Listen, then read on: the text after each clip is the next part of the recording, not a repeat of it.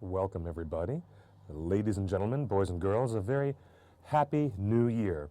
Happy new 2016 to everyone around the world as we continue our ongoing J.R.R. Tolkien readathon. Yes, we began on Christmas morning with The Hobbit, and then after 2 days, we immediately picked up then with The Fellowship of the Ring, and that took us 4 days, 4 consecutive days. Now, after a little holiday, I've been on vocal rest, but it hasn't helped much. Now we're back here at the very beginning of The Two Towers, being the second volume of the Lord of the Rings trilogy. An editorial note before we begin, my friends. To avoid confusion, I will mention that we are in Book 3, because Professor Tolkien had the entire narrative divided into 6 books. And these 6 books were his original division points in the story. In fact, here you'll see the fragmentation of the characters in different physical places in the story, and each separate book of The Two Towers compartmentalizes the adventures of the Fellowship, now broken, one side of the river, and then in the next book, in The Two Towers, we'll go to Frodo and Sam on the other side of the river. And so Professor Tolkien completely separated his narrative storylines and caused a specific overlapping at times, which became quite an interesting thing to deal with when adapting from the book to the films. Now we begin with your amiable reader and your host of XSN. Hello, everybody. My name is Clifford Broadway, and without further ado, we will go straight to The Lord of the Rings, Volume 2, The Two Towers, Book 3. Book 3. Chapter 1, The Departure of Boromir. Aragorn sped on up the hill. Every now and again, he bent to the ground. Hobbits go light, and their footprints are not easy even for a ranger to read, but not far from the top, a spring crossed the path, and in the wet earth he saw what he was seeking. I read the signs aright, he said to himself. Frodo ran to the hilltop. I wonder what he saw there. But he returned by the same way and went down the hill again. Aragorn hesitated. He desired to go to the high seat himself, hoping to see there something that would guide him in his perplexities, but time was pressing. Suddenly, he leapt forward and ran to the summit, across the great flagstones and up the steps. Then, sitting in the high seat, he looked out.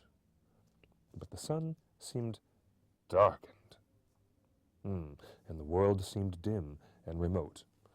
He turned from the north, back again to the north, and saw nothing save the distant hills, unless it were that far away he could see again a great bird like an eagle, high in the air, descending slowly in wide circles down towards the earth. Even as he gazed, his quick ears caught sounds in the woodlands below, on the west side of the river. He stiffened. There were cries, and among them, to his horror, he could distinguish the harsh voices of orcs. Then suddenly, with a deep-throated call, a great horn blew, and the blasts of it smote the hills and echoed in the hollows, rising in a mighty shout above the roaring of the falls. The horn of Boromir, he cried. He is in need. He sprang down the steps and away, leaping down the path. Alas, an ill fate is on me this day, and all that I do goes amiss. Where is Sam? As he ran, the cries came louder, but fainter now, and desperately the horn was blowing. Fierce and shrill rose the yells of the orcs, and suddenly the horn calls ceased.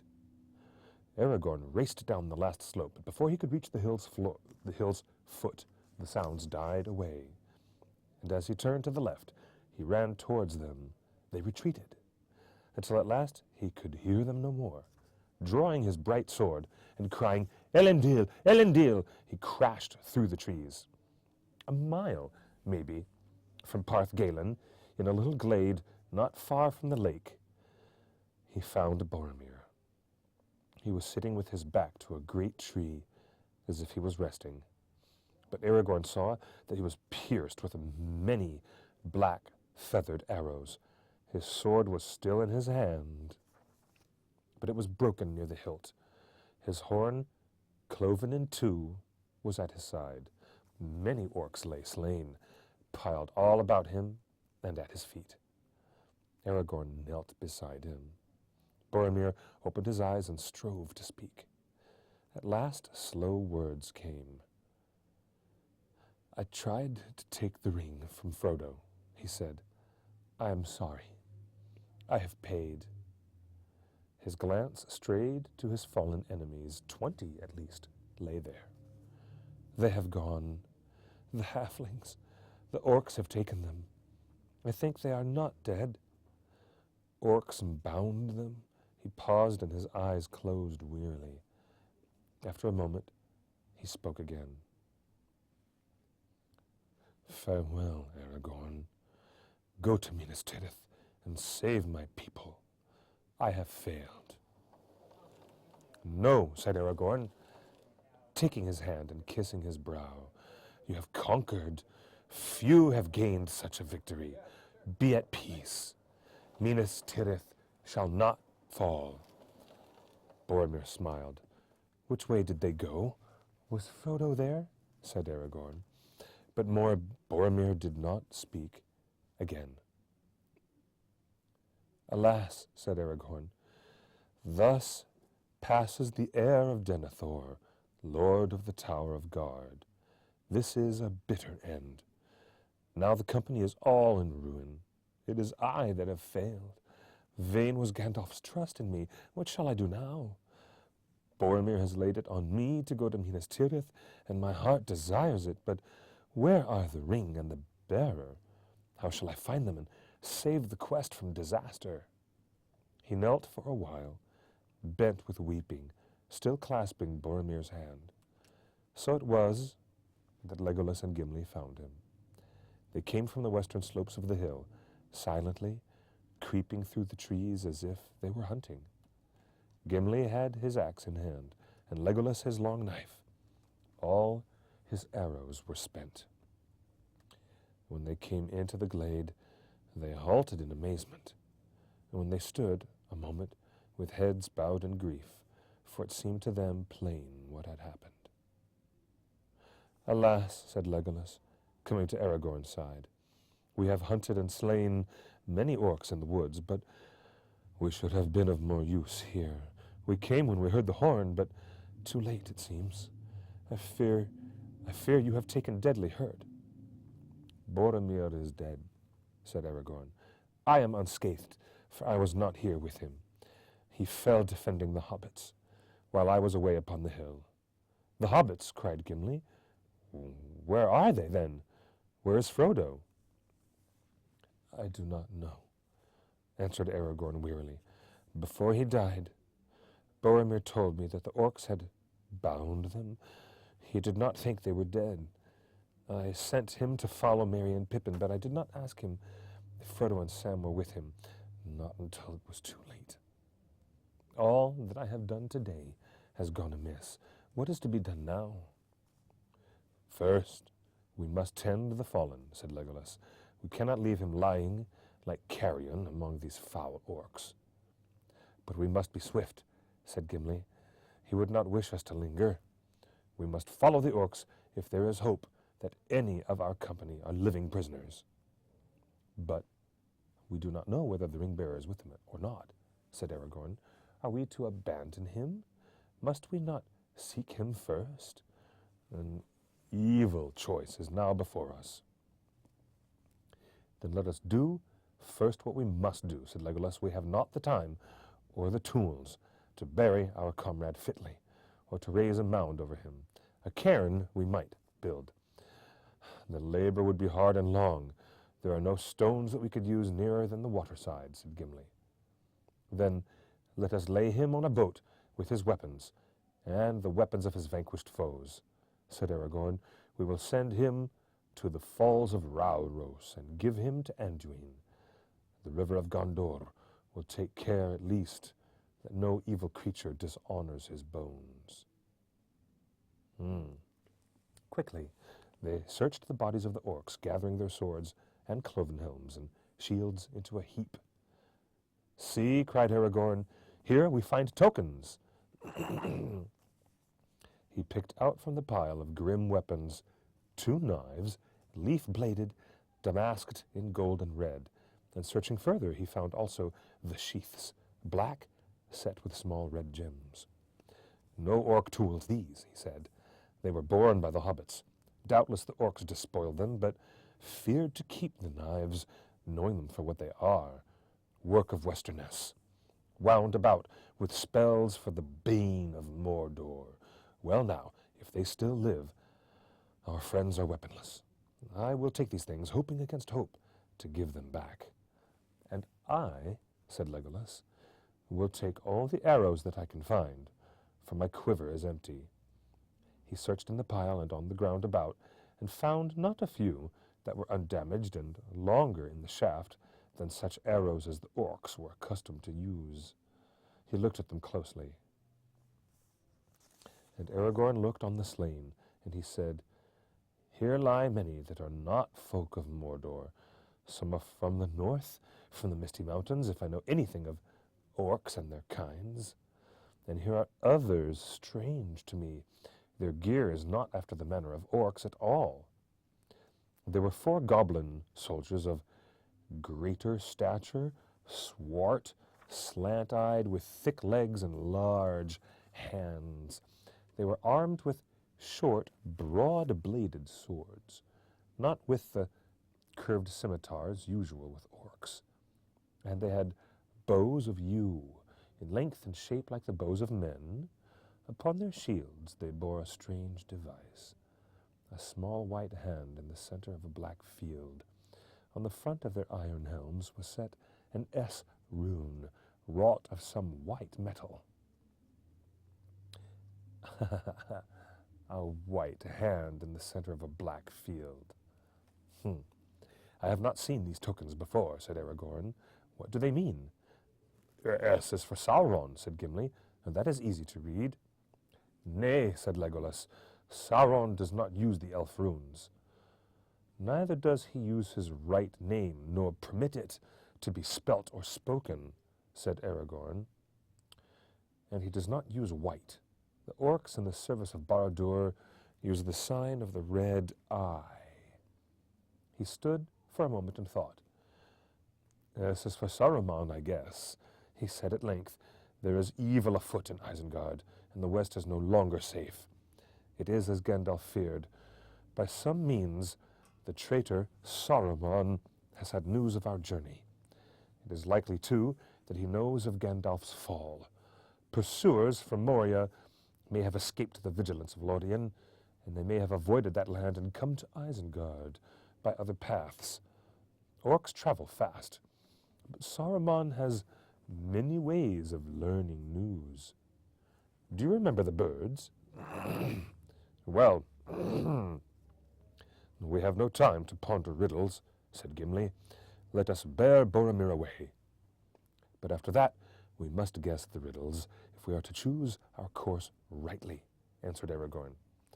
"Maybe there is no right choice," said Gimli. Taking his axe, the dwarf now cut several branches.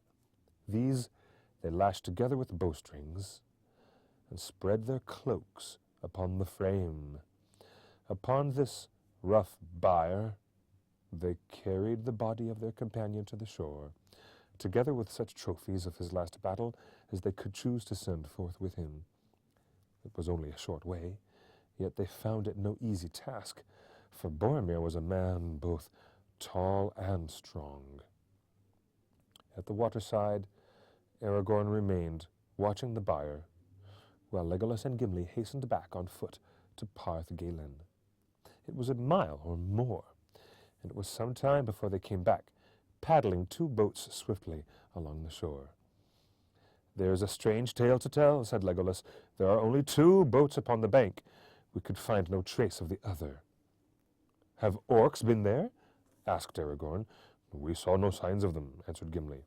and orcs would have taken or destroyed all the boats, and the baggage as well. I will look at the ground when we come there, said Aragorn. Now they laid Boromir in the middle of the boat that was to bear him away. The grey hood and elven cloak they folded and placed beneath his head. They combed his long, dark hair and arrayed it upon his shoulders. The golden belt of Lothian gleamed about his waist.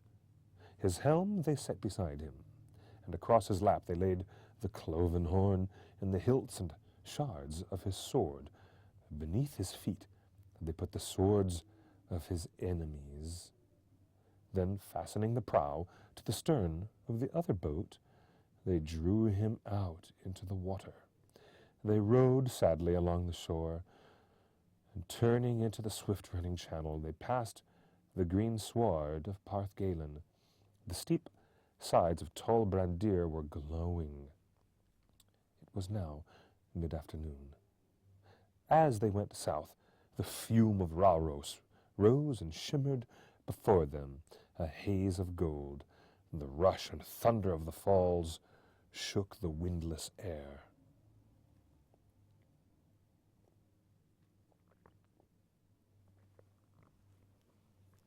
Sorrowfully, they cast loose the funeral boat.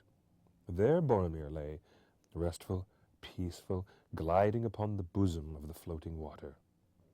The stream took him while they held their own boat back with their paddles. He floated by them, and slowly his boat departed, waning to a dark spot against the golden light. And then suddenly it vanished. Rauros roared on, unchanging. The river had taken Boromir, son of Denethor, and he was not seen again in Minas Tirith, standing as he used to stand upon the White Tower in the morning.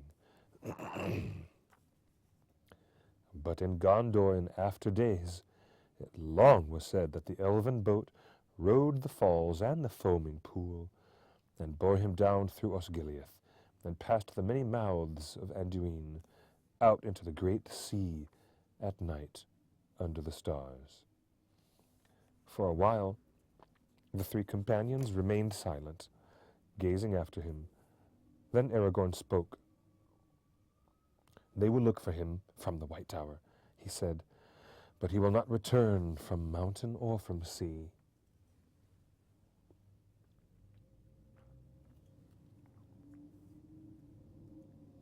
Then, slowly, he began to sing. Through Rohan, over fen and field, where the long grass grows, the west wind comes walking, and about the walls it goes. What news from the west, O wandering wind, do you bring to me tonight? Have you seen Boromir the Tall, by moon or by starlight? I saw him ride over 7 streams, and over waters wide and gray. I saw him walk in empty lands until he passed away into the shadows of the north. I saw him then no more. The north wind may have heard the horn of the son of Denethor.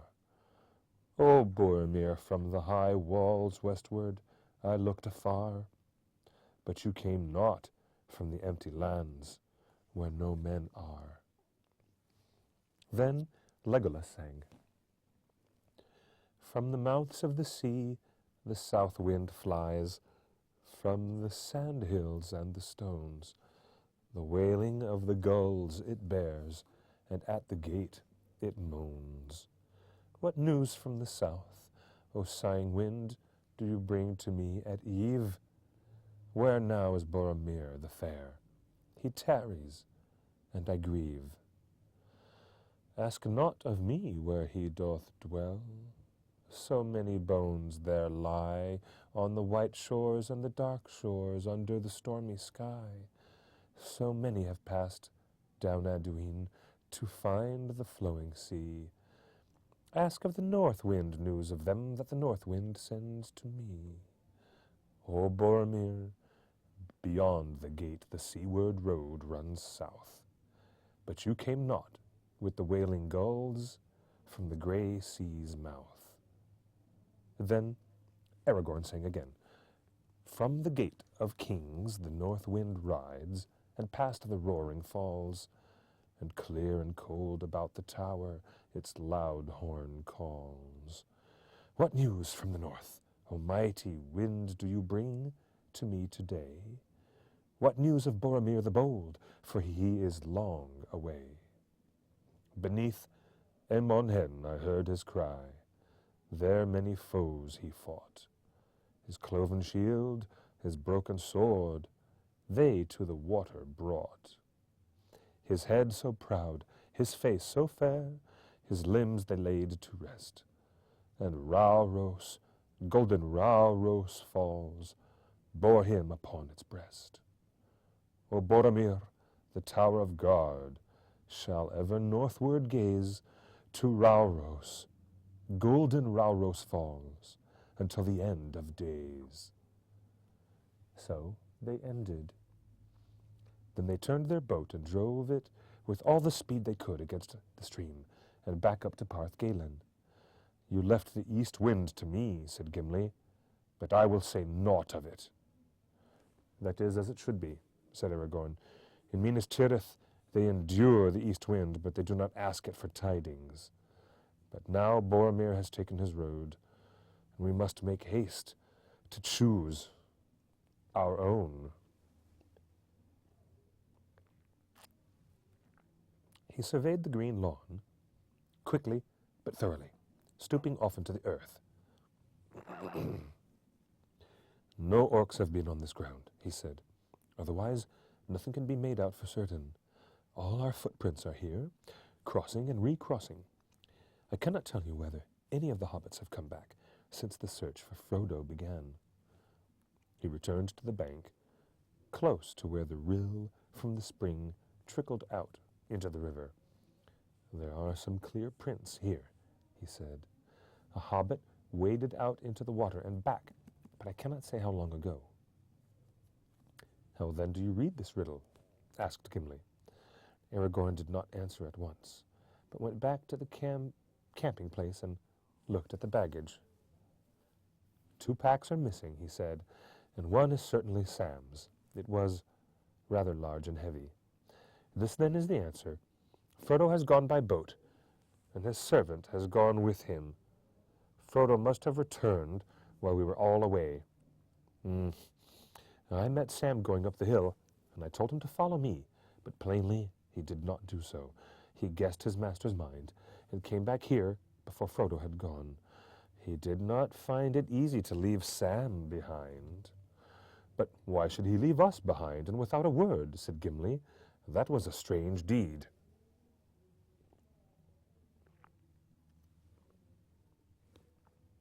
And a brave deed, said Aragorn. Sam was right, I think. Frodo did not wish to lead any friend to death with him in Mordor. But he knew that he must go himself. Something happened after he left us that overcame his fear and doubt. Maybe hunting orcs came on him and he fled, said Legolas. He fled, certainly, said Aragorn, but not, I think, from orcs. What he thought was the cause of Frodo's sudden resolve and flight, Aragorn did not say. The last words of Boromir he long kept secret. Well, so much at least is now clear, said Legolas. Frodo is no longer on this side of the river. Only he can have taken the boat, and Sam is with him. Only he would have taken his pack. Our choice then, said Gimli, is either to take the remaining boat and follow Frodo, or else to follow the orcs on foot. There is little hope either way. We have already lost precious hours. Let me think, said Aragorn. And now may I make a right choice, and change the evil fate of this unhappy day. He stood silent for a moment. I will follow the orcs, he said at last. I would have guided Frodo to Mordor and gone with him to the end. But if I seek him now in the wilderness, I must abandon the captives to torment and death. My heart speaks clearly at last. The fate of the bearer is in my hands no longer. The company has played its part. Yet we that remain cannot forsake our companions, while we have strength left. Come, we will go now. Leave all that can be spared behind. We will press on by day and dark. They drew up the last boat and carried it to the trees. They laid beneath it such of their goods as they did not need and could not carry away. Then they left Parth Galen. The afternoon was fading as they came back to the glade where Boromir had fallen. There they picked up the trail of the orcs. It needed little skill to find. No other folk made such a trampling, said Legolas. It seemed their delight to slash and beat down growing things that are not even in their way. But they go with a great speed for all that, said Aragorn, and they do not tire. And later we may have to search for our path in hard, bare lands. Well, after them, said Gimli. Dwarves, too, can go swiftly, and they do not tire sooner than orcs. But it will be a long chase. They have a long start. Yes, said Aragorn, we shall all need the endurance of dwarves.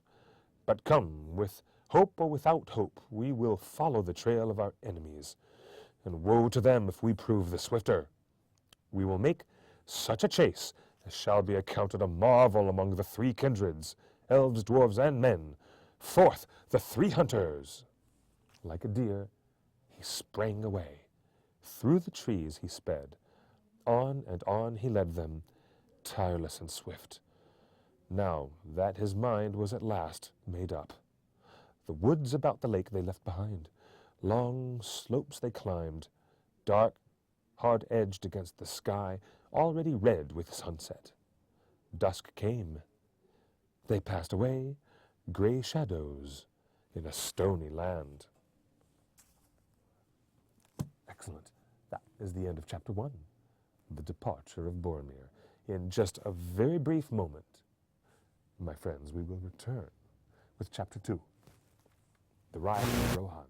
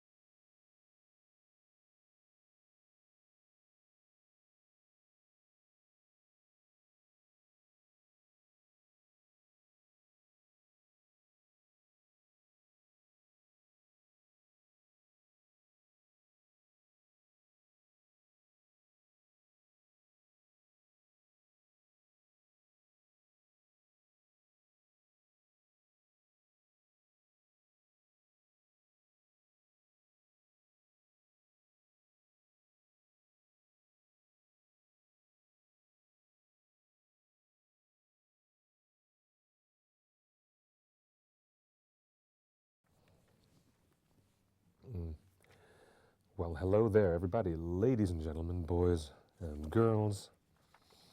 Welcome back again. Now, this is the very beginning of the Two Towers in The Lord of the Rings, The Two Towers, Book 3, Chapter 2, now, still in the very beginning eaves of this beautiful volume, The Riders of Rohan. Dusk deepened. Mist lay behind them among the trees below and brooded on the pale margins of the Anduin, but the sky was clear. Stars came out. The waxing moon was riding in the west, and the shadows of the rocks were black. They had come to the feet of stony hills, and their pace was slower, for the trail was no longer easy to follow. Here, the highlands of the Emmanuel ran from north to south in two long tumbled ridges. The western side of each ridge was steep and difficult, but the eastward slopes were gentler, furrowed with many gullies and narrow ravines. All night the three companions scrambled in this bony land, climbing to the crest of the first and tallest ridge, and down again into the darkness of a deep, winding valley on the other side. There, in the still, cool hour before dawn, they rested for a brief space. The moon had long gone down before them. The stars glittered above them. The first light of day had not yet come over the dark hills behind. For the moment, Aragorn was at a loss. The Orc trail had descended into the valley, but there it had vanished. Which way would they turn, do you think? Said Legolas. Northward, to take a straighter road to Isengard, or Fangorn, if that is their aim as you guess, or southward to strike the Entwash. They will not make for the river, whatever mark they aim at, said Aragorn, and unless there is much amiss in Rohan, and the power of Saruman is greatly increased, they will not take the shortest way that they can find over the fields of the Rohirrim. Let us search northwards. The dale ran like a stony trough between the rigid hills, and a trickling stream flowed among the boulders at the bottom. A cliff frowned upon their right. To their left rose gray slopes, dim and shadowy in the late night. They went on for a mile or more, northwards.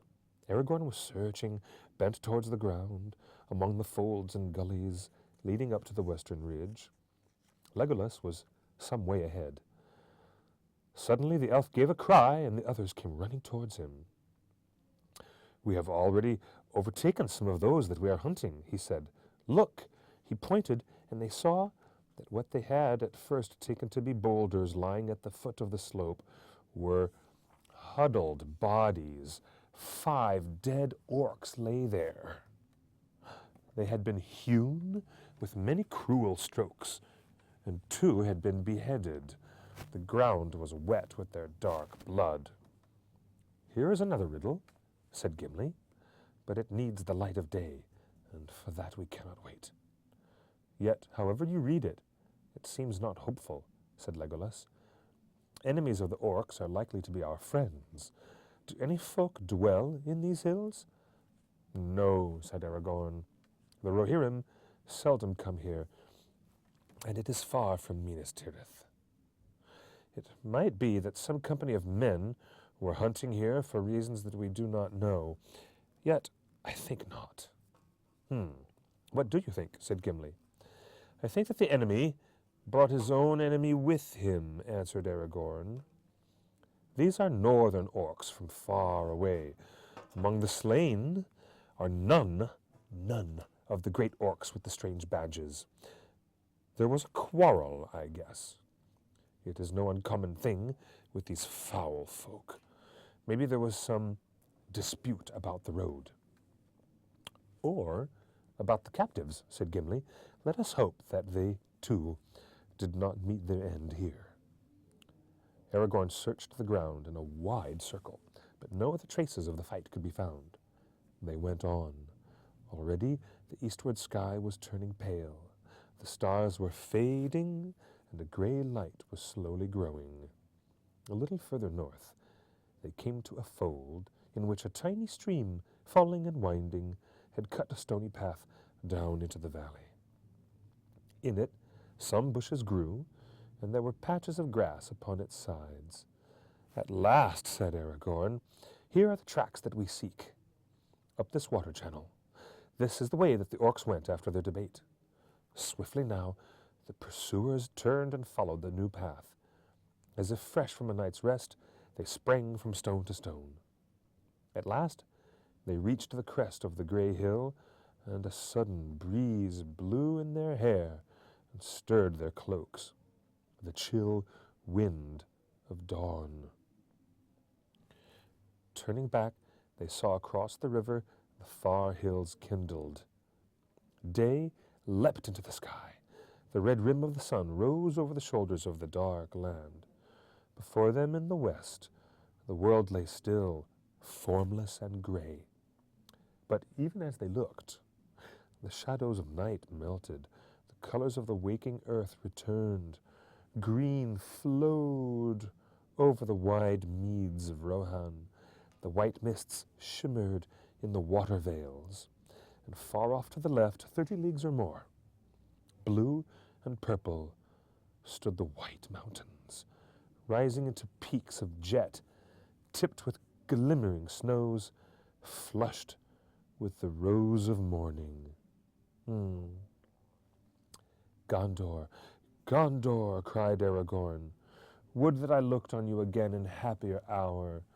Not yet does my road lie southward to your bright streams. Gondor, Gondor, between the mountains and the sea, west wind blew there, the light upon the silver tree, fell like bright rain in gardens of the kings of old. O proud walls, white towers, O winged crown and throne of gold! O Gondor, Gondor, shall men behold the silver tree, or west wind blow again between the mountains and the sea?" "Now, let us go," he said, drawing his eyes away from the south and looking out west and north to the way that he must tread. The ridge upon which the companions stood went down steeply before their feet. Below it, 20 fathoms or more, there was a wide and rugged shelf which ended suddenly on the brink of a sheer cliff, the east wall of Rohan. So ended the Emmanuel, and the green plains of the Rohirrim stretched away before them to the edge of sight. "Look!" cried Legolas, pointing up into the pale sky above them. "There is the eagle again. He is very high. He seems to be flying now away from this land back to the north. He is going with great speed. Look!" "No, not even my eyes can see him, my good Legolas," said Aragorn. "He must be far aloft indeed. I wonder what is his errand, if he is the same bird that I have seen before. But look, I can see something nearer at hand and more urgent. There is something moving over the plain." "Many things," said Legolas. "It is a great company on foot, but I cannot say more, nor see what kind of folk they may be. They are many leagues away, 12, I guess, but the flatness of the plain is hard to measure. I think, nonetheless, that we no longer need any trail to tell us which way to go," said Gimli. "Let us find a path down to the fields as quick as may be." "I doubt if you will find a path quicker than the one that the orcs chose," said Aragorn. And they followed their enemies now by the clear light of day. It seemed that the orcs had pressed on with all possible speed. Every now and again, the pursuers found things that had been dropped or cast away, food bags, the rinds and crusts of hard gray bread, a torn black cloak, a heavy iron-nailed shoe broken on the stones. The trail led them north along the top of the escarpment, and at length they came to a deep cleft carved in the rock by a stream that splashed noisily down. In the narrow ravine, a rough path descended like a steep stair into the plain. At the bottom, they came with a strange suddenness on the grass of Rohan. It swelled like a green sea up to the very foot of the Emmanuel. The falling stream vanished into a deep growth of cresses and water plants, and they could hear it tinkling away in green tunnels down long, gentle slopes towards the fens of Entwash Vale far away. They seemed to have left winter clinging to the hills behind. Here the air was softer and warmer and fairly scented, as if spring was already stirring and the sap was flowing again in herb and leaf. Legolas took a deep breath, like one that drinks a great draught after long thirst in barren places. "Ah, the green smell," he said. "It is better than much sleep. Let us run." "Light feet may run swiftly here," said Aragorn, "more swiftly maybe than iron-shod orcs. Now we see we have a chance. Now we have a chance to lessen their lead." They went in single file, running like hounds on a strong scent, and an eager light was in their eyes. Nearly due west, the broad swath of the marching orcs tramped its ugly slot. The sweet grass of Rohan had been bruised and blackened as they passed. Presently Aragorn gave a cry and turned aside. "Stay," he shouted, "do not follow me yet." He ran quickly to the right, away from the main trail, for he had seen footprints that went that way, branching off from the others, the marks of small, unshod feet. These, however, did not go far before they were crossed by orc prints, also coming out from the main trail, behind and in front. And then they curved sharply back again and were lost in the trampling. At the furthest point, Aragorn stooped and picked up something from the grass. Then he ran back. "Yes," he said, "they are quite plain, a hobbit's footprints. Pippin's, I think. He is smaller than the other. And look at this." He held up a thing that glittered in the sunlight. It looked like the new opened leaf of a beech tree, fair and strange in that treeless plain. "The brooch of an elven cloak," cried Legolas and Gimli together. "Not idly do the leaves of Lorien fall," said Aragorn. "This did not drop by chance. It was cast away as a token to any that might follow.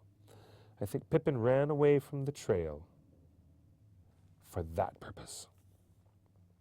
"Then he at least was alive," said Gimli, "and he had the use of his wits and of his legs too. That is heartening. We do not pursue in vain."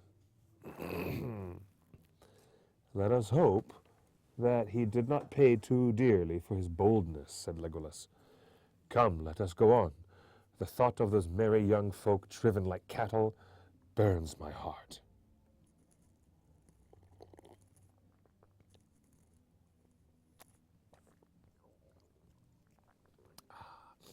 The sun climbed to the noon, and then rode slowly down the sky.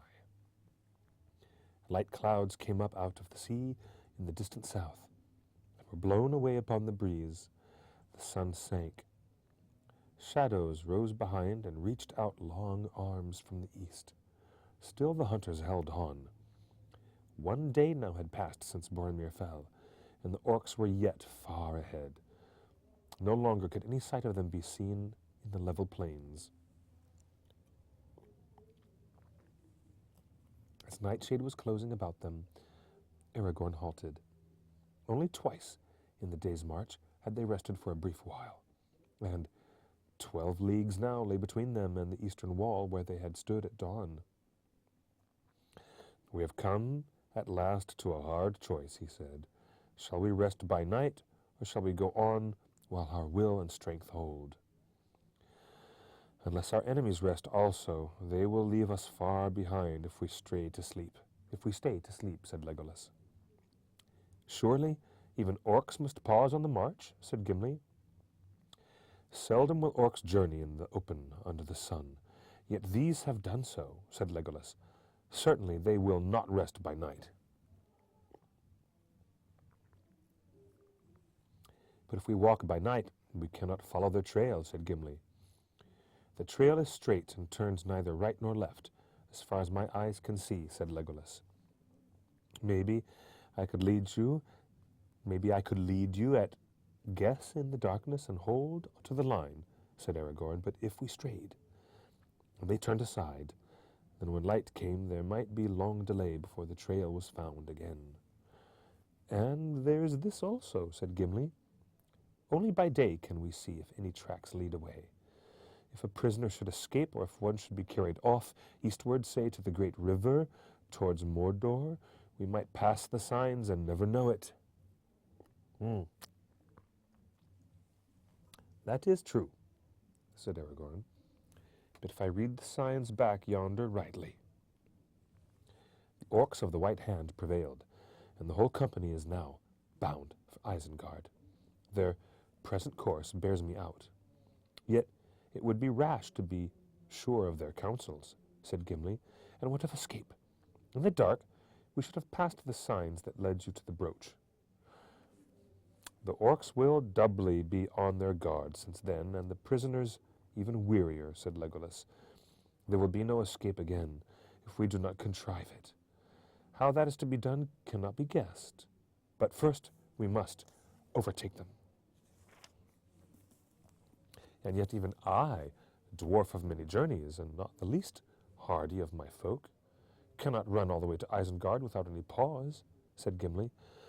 My heart burns me too, and I would have started sooner, but now I must rest a little, to run the better. Yet if we rest, then the blind night is the time to do so. I said that it was a hard choice, said Aragorn. How shall we end this debate?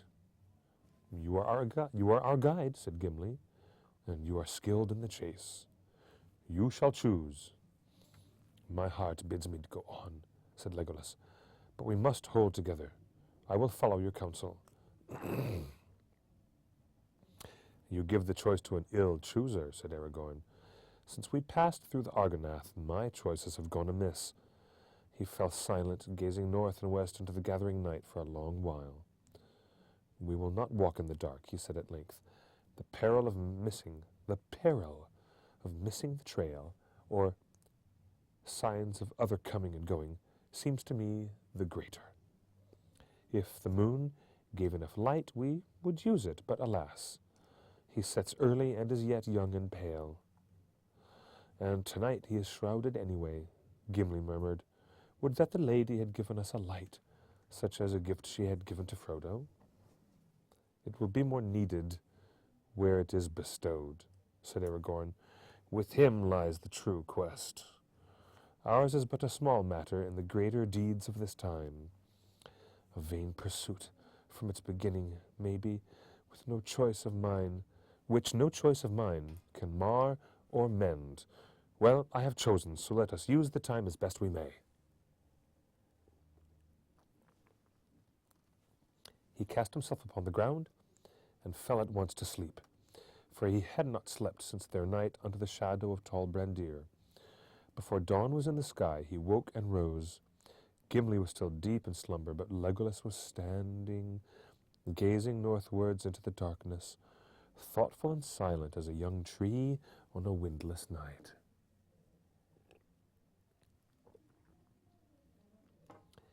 They are far, far away, he said sadly, turning to Aragorn. I know in my heart that they have not rested this night. Only an eagle could overtake them now. Nonetheless, we will still follow as we may, said Aragorn. Stooping, he roused the dwarf.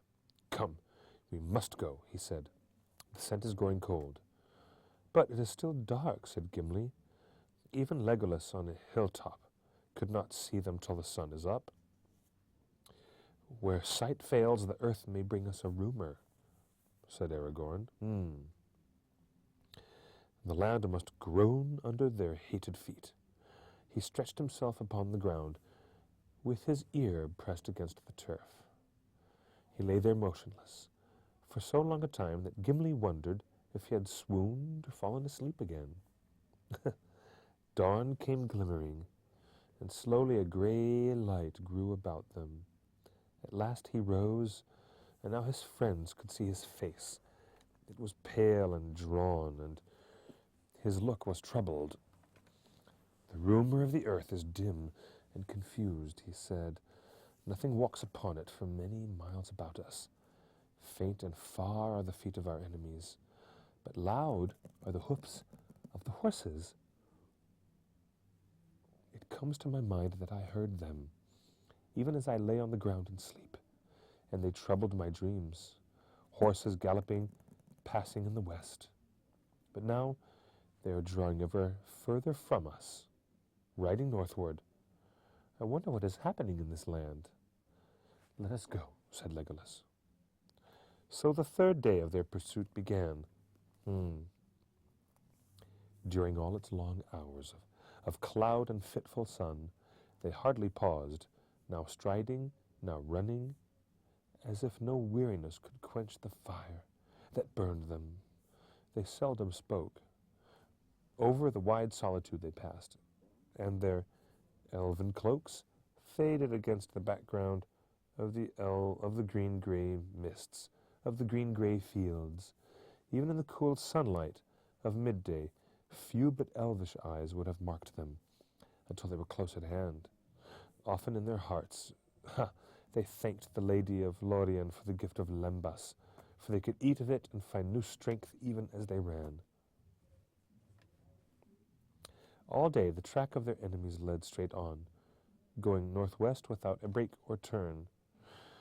As once again the day wore to its end, they came to long treeless slopes where the land rose, swelling up towards a line of now humpbacked downs ahead. The Orc trail grew fainter as it bent north towards them, for the ground became harder and the grass shorter.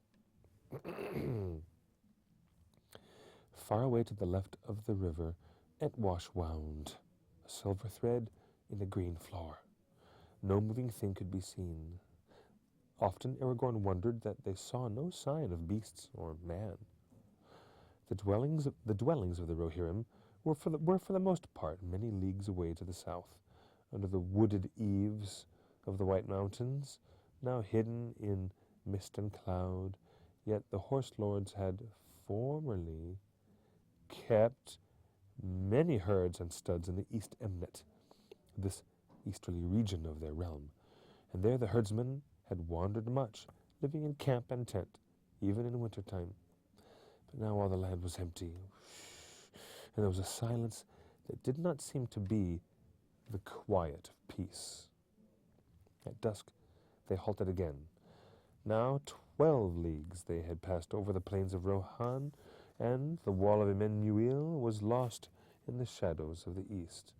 The young moon was glimmering in the misty sky, but it gave small light, and the stars were veiled.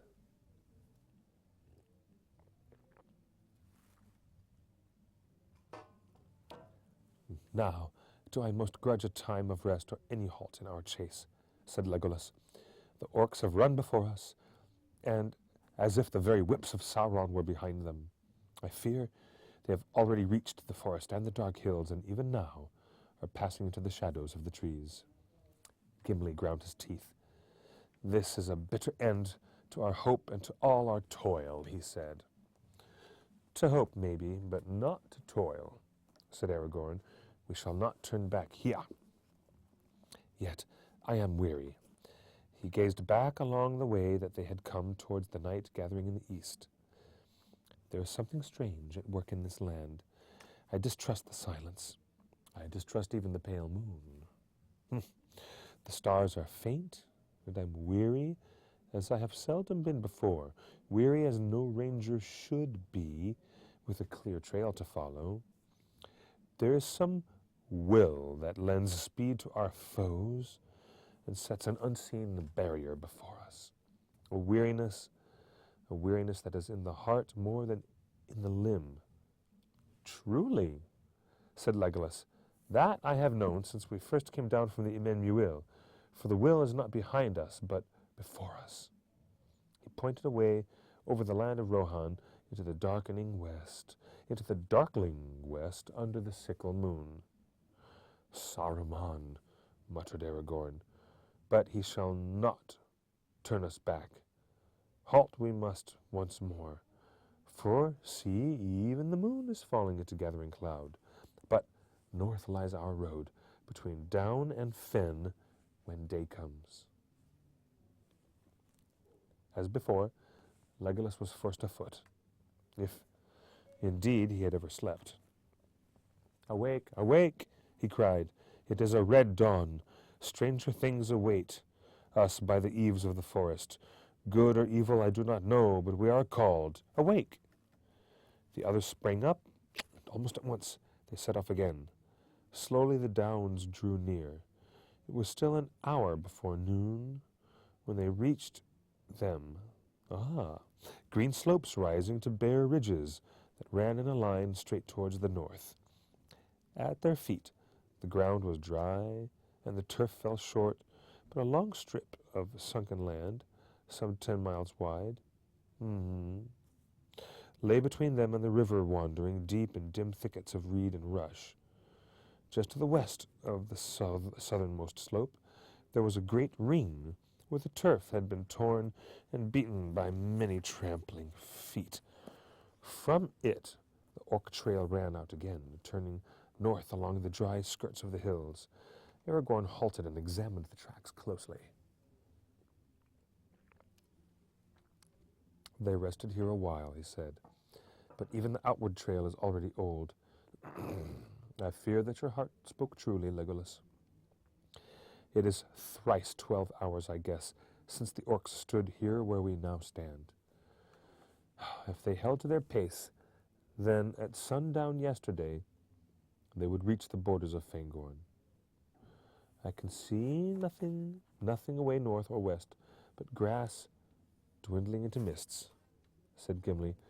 Could we see the forest if we climbed the hills? It is still far away, said Aragorn. If I remember rightly, these downs run 8 leagues or more to the north, and then northwest to the issuing of the Entwash. There lies a wide land, another 15 leagues it may be. Well, let us go on, said Gimli. My legs must forget the miles. They would be more willing if my heart were less heavy. The sun was sinking when at last they drew near to the end of the line of downs. For many hours they had marched. Many hours. They had marched without rest. They were going slowly now, and Gimli's back was bent. Stone hard are the dwarves in labor or journey, but this endless chase began to tell on him, as all hope failed in his heart. Aragorn walked behind him, grim and silent, stopping now and again. That's right. Aragorn walked behind him, grim and silent, stopping now and again to scan some print or mark upon the ground. Only Legolas still stepped as lightly as ever, his feet hardly seeming to press the grass, leaving no footprints as he passed. But in the waybread of the elves he found all the sustenance that he needed, and he could sleep, if sleep it could be called by men, resting his mind in the strange paths of elvish dreams, even as he walked open-eyed in the light of this world. Let us go up onto this green hill, he said. Wearily they followed him, climbing the long slope, until they came out upon the top. It was a round hill, smooth and bare, standing by itself, the most northerly of the downs. The sun sank, and the shadows of evening fell like a curtain. They were alone in a grey, formless world, without mark or measure. Only far away northwest there was a deeper darkness against the dying light, the mountains of mist and the forest at their feet. Nothing can we see to guide us here, said Gimli. Well, now we must halt again and wear the night away. Is it? It is. It is growing cold. The wind is north from the snows, said Aragorn, and ere morning it will be in the east, said Legolas. But rest, if you must. We do not cast all hope away. Tomorrow is unknown. Reed oft is found at the rising of the sun. 3 suns already have risen in our chase and brought no counsel, said Gimli. The night grew ever colder. Aragorn and Gimli slept fitfully, and whenever they awoke, they saw Legolas standing beside them, or walking to and fro, singing softly to himself in his own tongue. And as he sang, the white stars opened in the hard black vault above. So the night passed. Together they watched the dawn grow slowly in the sky, now bare and cloudless, until at last the sunrise came. It was pale and clear. The wind was in the east, and all the mists had rolled away. Wide lands lay bleak about them in the bitter light. Ahead and eastward they saw the windy uplands of the wold of Rohan, that they had already glimpsed many days ago from the great river.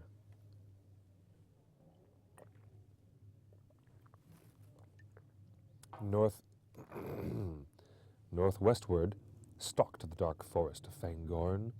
Still 10 leagues away stood its shadowy eaves, and its further slopes faded into the distant blue. Beyond there glimmered far away, as if floating on a gray cloud, the white head of tall Mathedras, the last peak of the misty mountains. Out of the forest the Entwash flowed to meet them, its stream now swift and narrow, and its banks deep cloven. The Orc Trail turned south from the downs towards it. Following with his keen eyes the trail to the river, and then the river back towards the forest, Aragorn saw a shadow on the distant green, a dark, swift-moving blur. He cast himself upon the ground and listened again intently. But Legolas stood beside him, shading his bright elven eyes with his long, slender hand, and he saw not a shadow, not a blur, but the small figures of horsemen, many horsemen, and the glint of morning on the tips of their spears was like the twinkle of minute stars beyond the edge of mortal sight. Far behind them, a dark smoke rose in thin, curling threads. There was a silence in the empty fields, and Gimli could hear the air moving in the grass. "Riders!" cried Aragorn, springing to his feet. "Many riders on swift steeds are coming towards us." "Yes," said Legolas, "there are 105. Yellow is their hair, and bright are their spears. Their leader is very tall." Aragorn smiled. "Keen are the eyes of elves," he said. "Nay, the riders are little more than 5 leagues distant," said Legolas. 5 leagues or 1, said Gimli. "We cannot escape them in this bare land. Shall we wait for them here or go on our way?" "We will wait," said Aragorn. "I am weary, and our hunt has failed, or at least others were before us. For these horsemen are riding back down the Orc Trail. We may get news from them." "Or spears," said Gimli. "There are 3 empty saddles, but I see no hobbits," said Legolas. "I did not say that we should hear good news," said Aragorn, "but evil or good, we will await it here." The 3 companions now left the hilltop, where they might be an easy mark against the pale sky, and they walked slowly down the northward slope. A little above the hill's gray foot, they halted, and wrapping their cloaks about them, they sat huddled together upon the faded grass. The time passed slowly and heavily. The wind was thin and searching. Gimli was uneasy. "What do you know of these horsemen, Aragorn?" he said. "Do we sit here waiting for sudden death?" "Oh, I've been among them," answered Aragorn. He said, "I have been among them," answered Aragorn. "They are proud and willful, but they are true-hearted, generous in thought and deed, bold but not cruel, wise but unlearned, writing no books but singing many songs, after the manner of the children of men before the dark years. But I do not know what has happened here of late, nor in what mind the Rohirrim may now be between the traitor Saruman and the threat of Sauron. They have long been the friends of the people of Gondor, though they are not akin to them. It was in forgotten years long ago that Eorl the Young brought them out of the north, and their kinship is rather with the Bardings of Dale and with the Beornings of the wood. The Beornings of the wood, among whom may still be seen many men tall and fair, as are the riders of Rohan. At least they will not love the orcs." "But Gandalf spoke a rumor that they pay tribute to Mordor," said Gimli. "I believe it no more than did Boromir," answered Aragorn. "You will soon learn the truth," said Legolas. "Already they approach."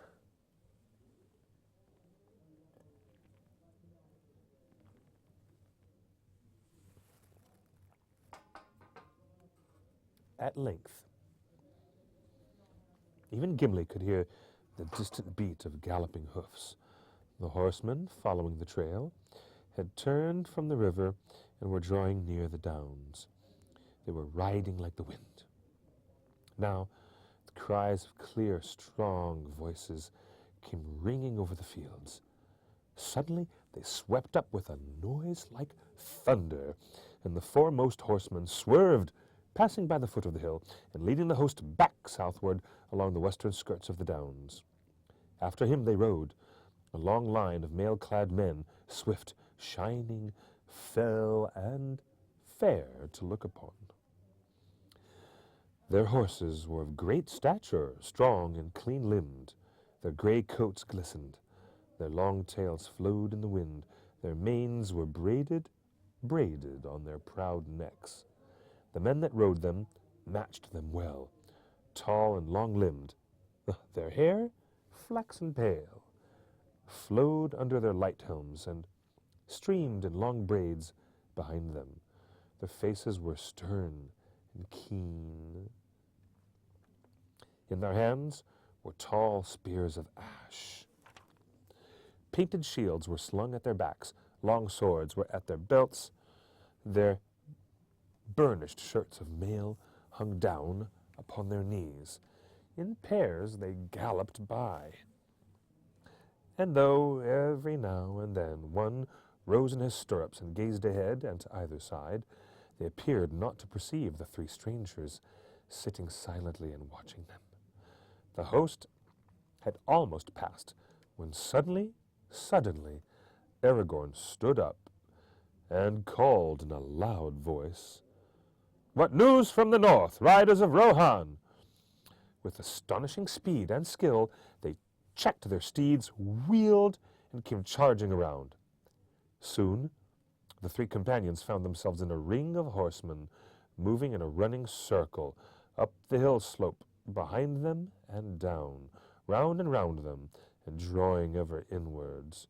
Aragorn stood silent, and the other two sat without moving, wondering what way things would turn. Without a word or cry, suddenly the riders halted. A thicket of spears were pointed towards the strangers, and some of the horsemen had bows in hand, and their arrows were already fitted to the string. Then one rode forward, a tall man, taller than all the rest. From his helm, as a crest, a white horsetail flowed. He advanced until the point of his spear was within a foot of Aragorn's breast. Aragorn did not stir. "Who are you, and what are you doing in this land?" said the rider, using the common speech of the West. in manner and tone, liked the speech of Boromir, man of Gondor. "I am called Strider," answered Aragorn. "I came out of the north. I am hunting orcs." The rider leapt from his horse. Giving his spear to another who rode up and dismounted at his side, he drew his sword and stood face to face with Aragorn, surveying him keenly and not without wonder. At length he spoke again. "At first I thought you yourselves were orcs," he said, "but now I see that it is not so. Indeed, you know little of orcs if you go hunting them in this fashion. They were swift and well armed, and they were many. You would have changed from hunters to prey if ever you had overtaken them. But there is something strange about you, Strider." He bent his clear, bright eyes again upon the ranger. "That is no name for a man that you give. And strange, too, is your raiment. Have you sprung out of the grass? How did you escape our sight? Are you elvish folk?" "No, no," said Aragorn. "Only one only of us is an elf, Legolas from the woodland realm in distant Mirkwood. But we have passed through Lothlorien, and the gifts and favor of the lady go with us." The rider looked at them with renewed wonder, but his eyes hardened. "Then there is a lady in the Golden Wood, as old tales tell," he said. "Few escape her nets, they say. These are strange days. And if you have her favor, then you also are net weavers and sorcerers, maybe." He turned a cold glance, suddenly, upon Legolas and Gimli. "Why do you not speak, silent ones?" he demanded. Gimli rose and planted his feet firmly apart. His hand gripped the handle of his axe, and his dark eyes flashed. "Give me your name, horse master, and I will give you mine, and more besides," he said. "As for that," said the rider, staring down at the dwarf, "the stranger should declare himself first. Yet I am named Eomer, son of Eomund, and I am called the third marshal of the Riddermark." "Then, Eomer, son of Eomund, third marshal of the Riddermark, let Gimli, the dwarf, Glowing's son, warn you against foolish words. You speak evil of that which is fair beyond the reach of your thought, and only little wit can excuse you." Eomer's eyes blazed, and the men of Rohan murmured angrily and closed in, advancing their spears.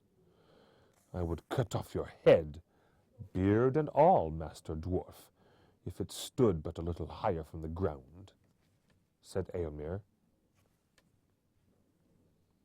"He stands not alone," said Legolas, bending his bow and fitting an arrow with hands that moved quicker than sight. "You would die before your stroke fell." Eomer raised his sword, and things might have gone ill, but Aragorn sprang between them and raised his hand. "Your pardon, Eomer," he cried. "When you know more, you will understand why you have angered my companions. We intend no evil to Rohan, nor to any of its folk, neither to man nor to horse. Will you not hear our tale before you strike?" "I will," said Eomer, lowering his blade, "but wanderers in the Riddermark would be wise to be less haughty in these days of doubt. First tell me your right name." "First tell me whom you serve," said Aragorn. "Are you friend or foe of Sauron, the Dark Lord of Mordor?" "I serve only the Lord of the Mark, Theoden, king, son of Thingol," answered Eomer. "We do not serve the power of the Black Land far away, but neither are we yet at open war with him, and if you are fleeing from him, then you had best leave this land. There is trouble now on all our borders, and we are threatened. We are threatened, but we desire only to be free. and to live as we have lived, keeping our own and serving no foreign lord, no good or evil. We welcomed guests kindly in the better days, but in these times the unbidden stranger finds us swift and hard. Come, who are you? Whom do you serve? At whose command do you hunt orcs in our land? I serve no man, said Aragorn, but the servants of Sauron I pursue into whatever land they may go. There are few among mortal men who know more of orcs, and I do not hunt them in this fashion out of choice. The orcs whom we pursued took captive 2 of my friends. In such need, a man that has no horse will go on foot, and he will not ask for leave to follow the trail, nor will he count the heads of the enemy save with a sword. I am not weaponless. Aragorn threw back his cloak. The elven sheath glittered as he grasped it, and the bright blade of Andúril shone like a sudden flame as he swept it out. Elendil, he cried, I am Aragorn, son of Arathorn, and I am called Elisar, the Elfstone, Dunadan, the heir of Isildur, Elendil's son of Gondor. Here is the sword that was broken, and is forged again. Will you aid me or thwart me? Choose swiftly. Gimli and Legolas looked at their companion in amazement, for they had not seen him in this mood before. He seemed to have grown in stature, while Eomer had shrunk. And in his living face they caught a brief vision of the power and majesty of the kings of stone. For a moment it seemed, to the eyes of Legolas, that a white flame flickered on the brows of Aragorn like a shining crown. Eomer stepped back, and a look of awe was in his face. He cast down his proud eyes. These are indeed strange days, he muttered. Dreams and legends spring to life out of the grass. Tell me, Lord, he said, what brings you here? And what was the meaning of the dark words? Long has Boromir, son of Denethor, been gone seeking an answer, and the horse that we lent him came back riderless. What doom do you bring out of the north? The doom of choice, said Aragorn. You must say this to Theoden, son of Thingol. Open war lies before him, with Sauron or against him. None may live now as they have lived, and few shall keep what they call their own. But of these great matters we will speak later. If chance allows, I will come myself to the king. Now, I am in great need, and I ask for help, or at least for tidings. You heard that we pursue an orc host that carried off our friends. What can you tell us? That you need not pursue them further, said Eomer. The orcs are destroyed. And our friends? We found none but orcs. But that is strange indeed, said Aragorn. Did you search the slain? Were there no bodies other than those of orc kind? They would be small, only children to your eyes, unshod but clad in grey. There were no dwarves, no children, said Eomer. We counted all the slain and despoiled them, and we piled the carcasses and burned them, as is our custom. The ashes are smoking still. We do not speak of dwarves or children, said Gimli. Our friends were hobbits. Hobbits, said Eomer, and what may they be? It is a strange name. A strange name for strange folk, said Gimli, but these were very dear to us. It seems that you have heard in Rohan of the words that troubled Minas Tirith. They spoke of the halfling. These hobbits are halflings. Halflings? Laughed the rider that stood beside Eomer. Halflings? But they are only a little people in old songs and children's tales out of the north. Do we walk in legends or in the green earth in the daylight? A man may do both, said Aragorn, for not we, but those who come after, will make the legends of our time. The green earth, say you? That is a mighty matter of legend, though you tread it under the light of day. Time is pressing, said the rider, not heeding Aragorn. We must hasten south, Lord. Let us leave these wild folk to their fancies. Peace, Eothane, said Eomer in his own tongue. Leave me for a while. Tell the Eored to assemble on the path, and make ready to ride to the Entwade. Muttering, Eothane retired, and spoke to the others. Soon they drew off, and left Eomer alone with the three companions. All that you say is strange, Aragorn, he said, yet you speak the truth. That is plain. The men of the Mark do not lie, and therefore they are not easily deceived. But you have not told all. Will you not now speak more fully of your errand, so that I may judge what you do, so that I may judge what to do? I set out from Imladris, or as it is named in the rhyme, many weeks ago, answered Aragorn. With me went Boromir of Minas Tirith. My errand was to go to that city with the son of Denethor, and to aid his folk in their war against Sauron. But the company that I journeyed with had other business. Of that I cannot speak now. Gandalf the Grey was our leader. Gandalf! Eomer exclaimed. Gandalf Greyheim is known in the Mark, but his name, I warn you, is no longer a password to the king's favor. Oof.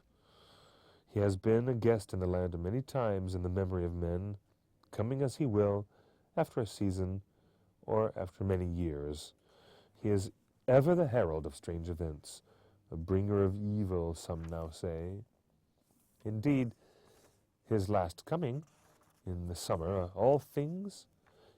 since his last coming, in the summer, all things have gone amiss. At that time our trouble with Saruman began. Until then, we counted Saruman our friend, but Gandalf came then and warned us that sudden war was preparing in Isengard. He said that he himself had been a prisoner in Orthanc and had hardly escaped, and he begged for help. But Theoden would not listen to him, and he went away. Speak not the name of Gandalf loudly in Theoden's ears. He is wroth, for Gandalf took his horse that is called Shadowfax, the most precious of all the king's steeds, chief of the Mearras, which only the Lord of the Mark may ride. For the sire of their race was the great horse of Eorl, that knew the speech of men. 7 nights ago, Shadowfax returned, but the king's anger is not less. Oh no, for now the horse is wild and will let no man handle him. Then Shadowfax has found his way alone from the far north, said Aragorn, for it was there that he and Gandalf parted. But alas, Gandalf will ride no longer. He fell into darkness in the mines of Moria, and comes not again. Oh, that is heavy tidings, said Eomer, at least to me and to many, though not to all, as you may find if you come to the king. It is tidings more grievous than any in this land can understand, although it may touch them sorely ere the year is much older, said Aragorn. But when the great fall, the less must lead. My part, it has been to guide our company on the long road from Moria. Through Lorien we came, of which it were well that you should learn the truth, ere you speak of it again, and thence down the leagues of the great river to the falls of Rauros. There Boromir was slain by the same orcs whom you destroyed. Your news is all of woe, cried Eomer in dismay. Great harm is this death to Minas Tirith and to us all. That was a worthy man. All spoke his praise. He came seldom to the mark, for he was ever in the wars on the east borders. But I have seen him. More like to the swift sons of Eorl than to the grave men of Gondor he seemed to me, and likely to prove a great captain of his people when his time came. But we have no word of this grief out of Gondor. Oof, when did he fall? It is now the 4th day since he was slain, answered Aragorn, and since the evening of that day we have journeyed from the shadow of tall Brandir. On foot? Cried Eomer. Yes, even as you see us. Wide wonder came into Eomer's eyes. Strider is too poor a name, son of Arathorn, he said. Wingfoot I name you. This deed of the 3 friends shall be sung in many a hall. 40 leagues and 5 you measured ere the 4th day is ended. Whew. Hardy, hardy indeed is the race of Elendil. But now, Lord, what would you have me do? I must return in haste to Theoden. I spoke warily before my men. It is true that we are not yet at open war with the Black Land, and there are some close to the king's ear that speak craven counsels. But war is coming. We shall not forsake our old alliance with Gondor, and while they fight we shall aid them. So say I and all who hold with me. The East Mark is my charge, the ward of the 3rd Marshal, and I have removed all our herds and herdfolk, withdrawing them beyond Entwash, and leaving none here but guards and swift scouts. Then, do you not pay tribute to Sauron? Said Gimli. We do not, and we never have, said Eomer, with a flash of his eyes, though it comes to my ears that that lie has been told. Some years ago, the Lord of the Black Land wished to purchase horses of us at great price, but we refused him, for he puts beasts to evil use. Then he sent plundering orcs, and they carry off what they can, choosing always the black horses. Few of these are now left. For that reason our feud with the orcs is bitter. But at this time, our chief concern is with Saruman. He has claimed lordship over all this land, and there has been war between us for many months. He has taken orcs into his service, and wolf riders, and evil men, and has closed the gap against us, so that we are likely to be beset both east and west. It is ill dealing with such a foe. He is a wizard, both cunning and dwemer crafty, having many guises. He walks here and there, they say, as an old man hooded and cloaked, very like to Gandalf, as many now recall. His spies slip through every net, and his birds of ill omen are abroad in the sky.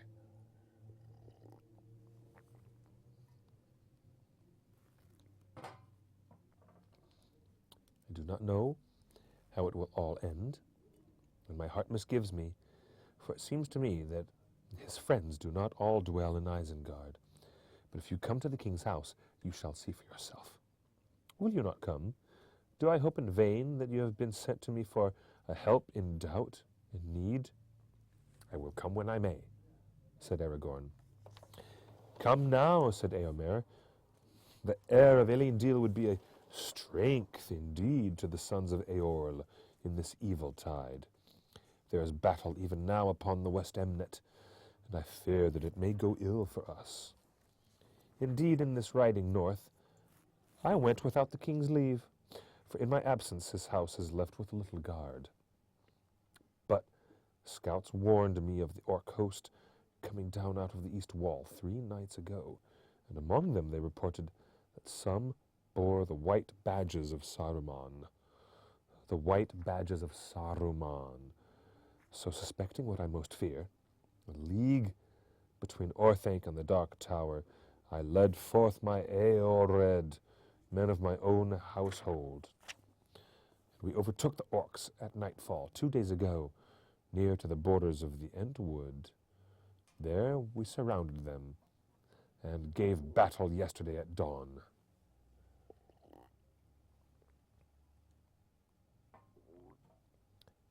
"15 of my men I lost, and 12 horses, alas, for the orcs were greater in number than we counted on. Others joined them, coming out of the east to cross the great river. Their trail is plain to see a little north of this spot. And others, too, came out of the forest, great orcs, who also bore the white hand of Isengard. That kind is stronger and more fell than all others. Nonetheless, we put an end to them. But we have been too long away. We are needed south and west. Will you not come? There are spare horses, as you see. There is work for the sword to do. Yes, and we could find a use for Gimli's axe and the bow of Legolas, if they will pardon my rash words concerning the Lady of the Wood. I spoke only as do all men of my land, and I would gladly learn better."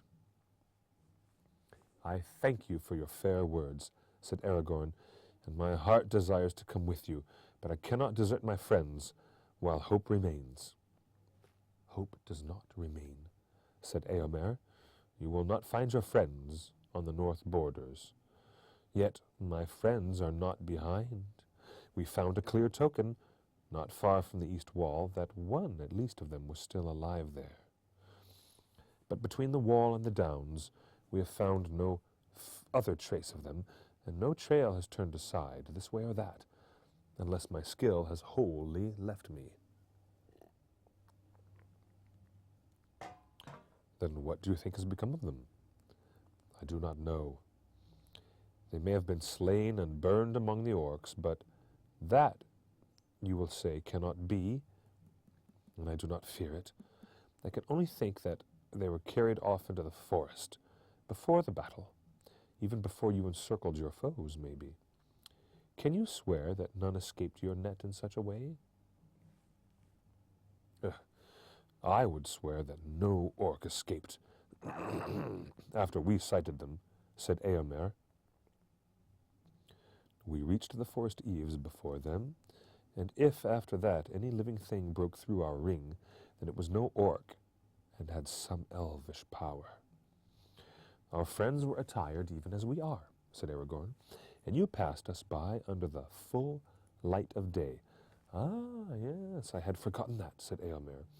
"It is hard to be sure of anything among so many marvels. The world has all grown strange. Elf and dwarf walk in company, walk in our daily fields, and folk speak with the Lady of the Wood, and yet live, and the sword comes back to war that was broken in the long ages, ere the fathers of our fathers rode into the mark. How shall a man judge what to do in such times?" "As he ever has judged," said Aragorn. "Good and ill have not changed since yesteryear, nor are they one thing among elves and dwarves and another among men. It is a man's part to discern them, as much in the golden wood as in his own house." "True indeed," said Eomer, "but I do not doubt you, nor the deed which my heart would do. Yet I am not free to do all as I would. It is against our law to let strangers wander at will in our land until the king himself shall give them leave, and more strict is the command in these days of peril. I have begged you to come back willingly with me, and you will not. Loth am I to begin a battle of 100 against 3. "I do not think your law was made for such a chance," said Aragorn, "nor indeed am I a stranger, for I have been in this land before, more than once, and ridden in the host of the Rohirrim, though under other name and in other guise. You I have not seen before, for you are young, but I have spoken with Eomund, your father, and with Theoden, son of Thingel. Never in former days would any high lord of this land have constrained a man to abandon such a quest as mine. My duty, at least, is clear, to go on. Come now, son of Eomund. The choice must be made at last. Aid us, or at the worst let us go free. Or seek to carry out your law. If you do so, there will be fewer to return to your war or to your king. Eomer was silent for a moment. Then he spoke. We both have need of haste, he said. My company chafes to be away, and every hour lessens your hope. This is my choice. You may go. And what is more, I will lend you horses. This only I ask. When your quest is achieved, or is proved vain, return with the horses over the Entwade to Meduseld, the high house in Edoras, where Theoden now sits. Thus you shall prove to him that I have not misjudged. In this, I place myself, and maybe my very life, in the keeping of your good faith. Do not fail. I will not, said Aragorn. There was great wonder and many dark and doubtful glances among his men when Eomer gave orders that the spare horses were to be lent to the strangers. But only Eothane dared to speak openly. It may be well enough for this lord of the race of Gondor, as he claims, he said, but who has heard of a horse of the mark being given to a dwarf? No one, said Gimli, and do not trouble. No one will ever hear of it. I would sooner walk than sit on the back of any beast so great, free or begrudged. But you must ride now, or you will hinder us, said Aragorn. Come, you shall sit behind me, friend Gimli, said Legolas. Then all will be well, and you need neither borrow a horse nor be troubled by one. A great dark grey horse was brought to Aragorn, and he mounted it. Hasufel is his name, said Eomer. May he bear you well, and to better fortune than Garulf, his late master. A smaller and lighter horse, but restive and fiery, was brought to Legolas. Arod was his name. But Legolas asked them to take off the saddle and rein. I need them not, he said, and leapt lightly up, and to their wonder, Arod was tame and willing beneath him, moving here and there but with a spoken word. Such was the elvish way with all good beasts. Gimli was lifted up behind his friend, and he clung to him, not much more at ease than Sam Gamgee in a boat. Farewell, and may you find what you seek, cried Eomer. Return with what speed you may, and let our swords hereafter shine together. I will come, said Aragorn. And I will come too, said Gimli. The matter of the Lady Galadriel lies still between us. I have yet to teach you gentle speech. We shall see, said Eomer. So many strange things have chanced, that to learn the praise of a lady under the loving strokes of a dwarf's axe will seem no great wonder. Farewell. With that, they parted. Very swift were the horses of Rohan. When, after a little, Gimli looked back, the company of Eomer were already small and far away. Aragorn did not look back. He was watching the trail as they sped on their way, bending low with his head beside the neck of Hasufel. Before long, they came to the borders of the Entwash, and there they met the other trail of which Eomer had spoken. Ah, coming down from the east out of the wold. Aragorn dismounted and surveyed the ground. Then, leaping back into the saddle, he rode away for some distance eastward, keeping to one side and taking care not to override the footprints. Then he again dismounted and examined the ground, going backwards and forwards on foot. There was little to discover. he said when he returned. The main trail is all confused with the passage of the horsemen as they came back. Their outward course must have lain nearer the river, but this eastward trail is fresh and clear. There's no sign there of any feet going the other way, back towards Anduin. Now, we must ride slower and make sure that no trace or footstep branches off on either side. The orcs must have been aware from this point that they were pursued. They may have made some attempt to get their captives away before they were overtaken. As they rode forward, the day was overcast. Low, grey clouds came over the wold. A mist shrouded the sun. Ever nearer, the tree-clad slopes of Fangorn loomed, slowly darkening as the sun went west. They saw no sign of any trail to right or left, but here and there they passed single orcs, fallen in their tracks as they ran, with grey feathered arrows sticking in back or throat. At last, as the afternoon was waning, they came to the eaves of the forest, and in an open glade, among the first trees, they found the place of the great burning. The ashes were still hot and smoking. Beside it was a great pile of helms and mail, cloven shields and broken swords, bows and darts and other gear of war.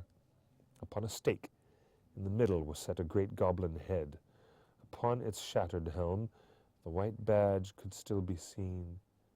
Further away, not far from the river, where it came streaming out from the edge of the wood, there was a mound. It was newly raised. The raw earth was covered with fresh cut turves. About it were planted 15 spears.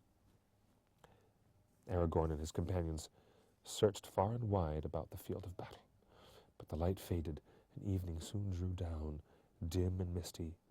By nightfall they had discovered no trace of Merry or Pippin. "We can do no more," said Gimli sadly. "We have been set many riddles since we came to Tol Brandir, but this is the hardest to unravel. I would guess that the burned bones of the hobbits are now mingled with the orcs. It would be hard news for Frodo, if he lives to hear it, and hard, too, for the old hobbit who waits in Rivendell. Elrond was against their coming." "But Gandalf was not," said Legolas. "But Gandalf himself chose to come, and he was the first to be lost," answered Gimli. His foresight failed him. "The counsel of Gandalf was not founded on foreknowledge of safety, for himself or for others," said Aragorn. "There are some things that it is better to begin than to refuse, even though the end may be dark. But I shall not depart from this place yet. In any case, we must await the morning light." A little way beyond the battlefield, they made their camp under a spreading tree. It looked like chestnut, and yet it still bore many broad brown leaves of a former year. Like dry hands with long splayed fingers, they rattled mournfully in the night breeze. Gimli shivered. They had brought only one blanket apiece. "Let us light a fire," he said. "I care no longer for the danger. Let the orcs come as thick as summer moths around a candle. If those unhappy hobbits are astray in the woods, it might draw them hither," said Legolas. "And it might draw other things, neither orc nor hobbit," said Aragorn.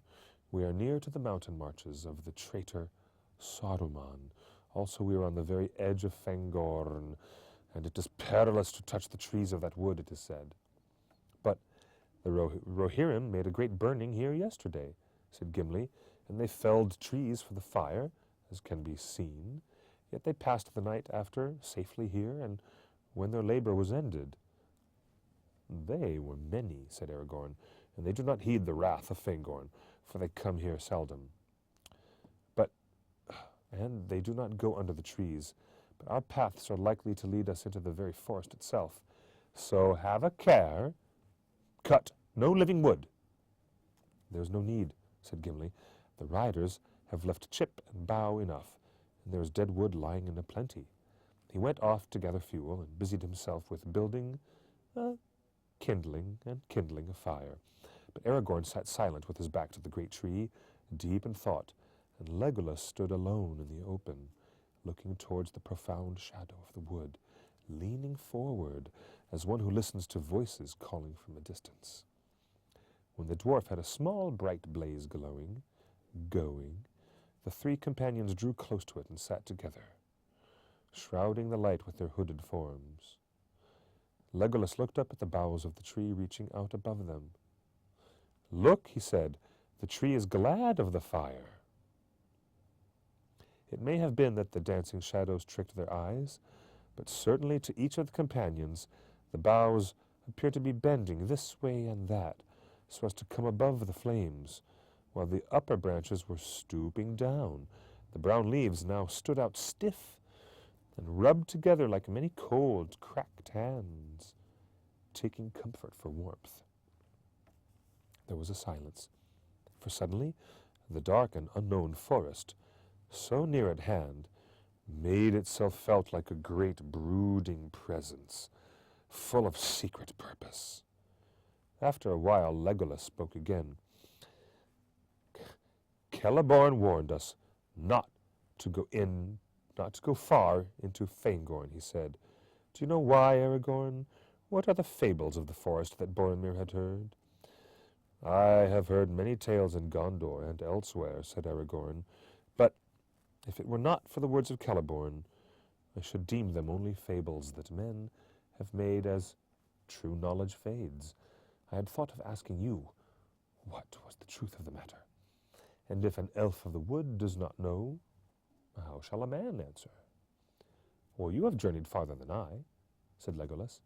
"I have heard nothing of this in my own land, save only songs that tell how the Onodrim, that men call Ents, dwelt there long ago, for Fangorn is old, old even as the elves would reckon it." "Yes, it is old," said Aragorn, "as old as the forest by the Barrow Downs, and it is far greater." Elrond says that the two are akin, the last strongholds of the mighty woods of the elder days, in which the first-born roamed while men still slept. Yet Fangorn holds some secret of its own. What it is I do not know. "And I do not wish to know," said Gimli. "Let nothing that dwells in Fangorn be troubled on my account." They now drew lots for the watches, and the lot of the first watch fell to Gimli. The others lay down. Almost at once sleep laid hold on them. "Gimli," said Aragorn drowsily, "remember it is perilous to cut bough or twig from a living tree in Fangorn, but do not stray far in search of dead wood. Let the fire die, rather. Call me at need." With that he fell asleep. Legolas already lay motionless, his fair hands folded upon his breast, his eyes unclosed, blending living night and deep dream, as is the way with elves. Gimli sat hunched by the fire, running his thumb thoughtfully along the edge of his axe. The tree rustled. There was no other sound. Suddenly Gimli looked up, and there, just on the edge of the firelight, stood an old bent man, leaning on a staff, and wrapped in a great cloak. His wide-brimmed hat was pulled down over his eyes. Gimli sprang up, too amazed for the moment to cry out, though at once the thought flashed into his mind that Saruman had caught them. Both Aragorn and Legolas, roused by his sudden movement, sat up and stared. The old man did not speak or make a sign. "Well, father, what can we do for you?" said Aragorn, leaping to his feet. "Come and be warm if you are cold." He strode forward, but the old man was gone. There was no trace of him to be found near at hand, and they did not dare to wander far. The moon had set, and the night was very dark. Suddenly Legolas gave a cry. "The horses! The horses!" The horses were gone. They had dragged their pickets, and disappeared. For some time the three companions stood still and silent, troubled by this new stroke of ill fortune. They were under the eaves of Fangorn, and endless leagues lay between them and the men of Rohan, their only friends in this wide and dangerous land. As they stood, it seemed to them that they heard, far off in the night, the sound of horses whinnying and neighing. Then all was quiet again, except for the cold rustle of the wind. Excuse me. Well, they are gone, said Aragorn at last. We cannot find them or catch them, so that if they do not return of their own will, we must do without. We started on our feet, and, well, we have those still. Feet, said Gimli, but we cannot eat them as well as walk on them. He threw some fuel on the fire and slumped down beside it. Only a few hours ago you were unwilling to sit on a horse of Rohan, laughed Legolas. You will make a rider yet. It seems unlikely that I shall have the chance, said Legolas. If you wish to know what I think, he began after a while, I think it was Saruman. Who else? Remember the words of Eomer. He walks about like an old man, hooded and cloaked. Those were the words. He has gone off with our horses or scared them away, and here we are. There's more trouble coming to us, mark my words. I mark them, said Aragorn, but I marked also that this old man had a hat and not a hood. So, I do not doubt that your guess is right and that we are in peril here by night or day. Yet in the meantime, there is nothing that we can do but rest while we may. I will watch for a while now, Gimli. I have no more need of sleep than I have more need of thought than of sleep. The night passed slowly. Legolas followed Aragorn, and Gimli followed Legolas, and their watches wore away, but nothing happened. The old man did not reappear again, and the horses did not return. That is the end of Chapter 2, The Riders of Rohan. We shall return after a brief spell with our ongoing Tolkien readathon.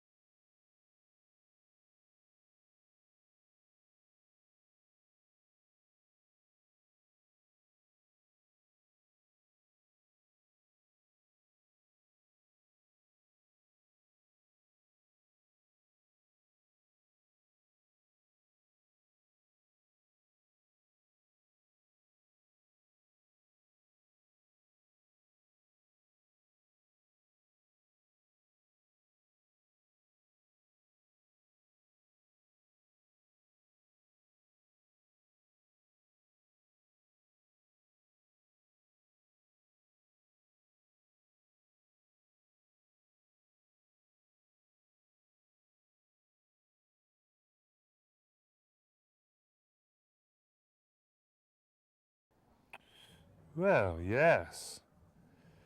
We are now beginning our next chapter, The White Rider, in our ongoing LOTR readathon. Ladies and gentlemen, boys and girls, it is our LOTR live read.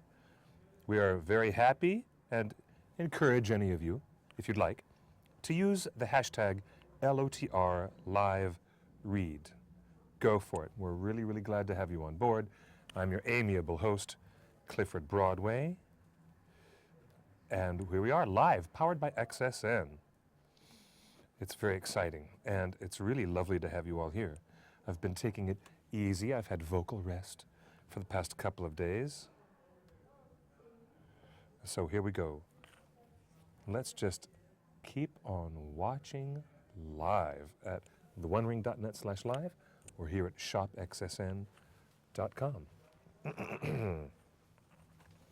This is now our we are continuing with Chapter 3, the Uruk-hai.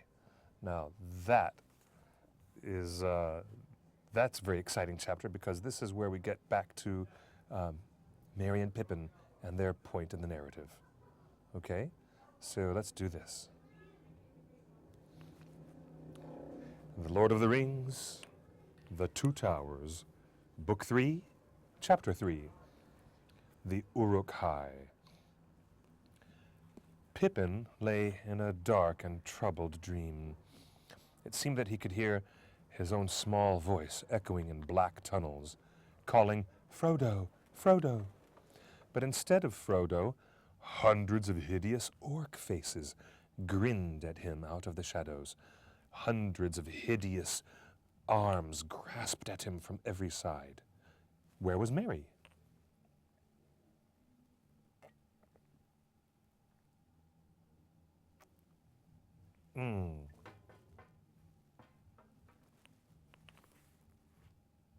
He woke. Cold air blew on his face. He was lying on his back. Everything was coming, evening was coming, and the sky above was growing dim.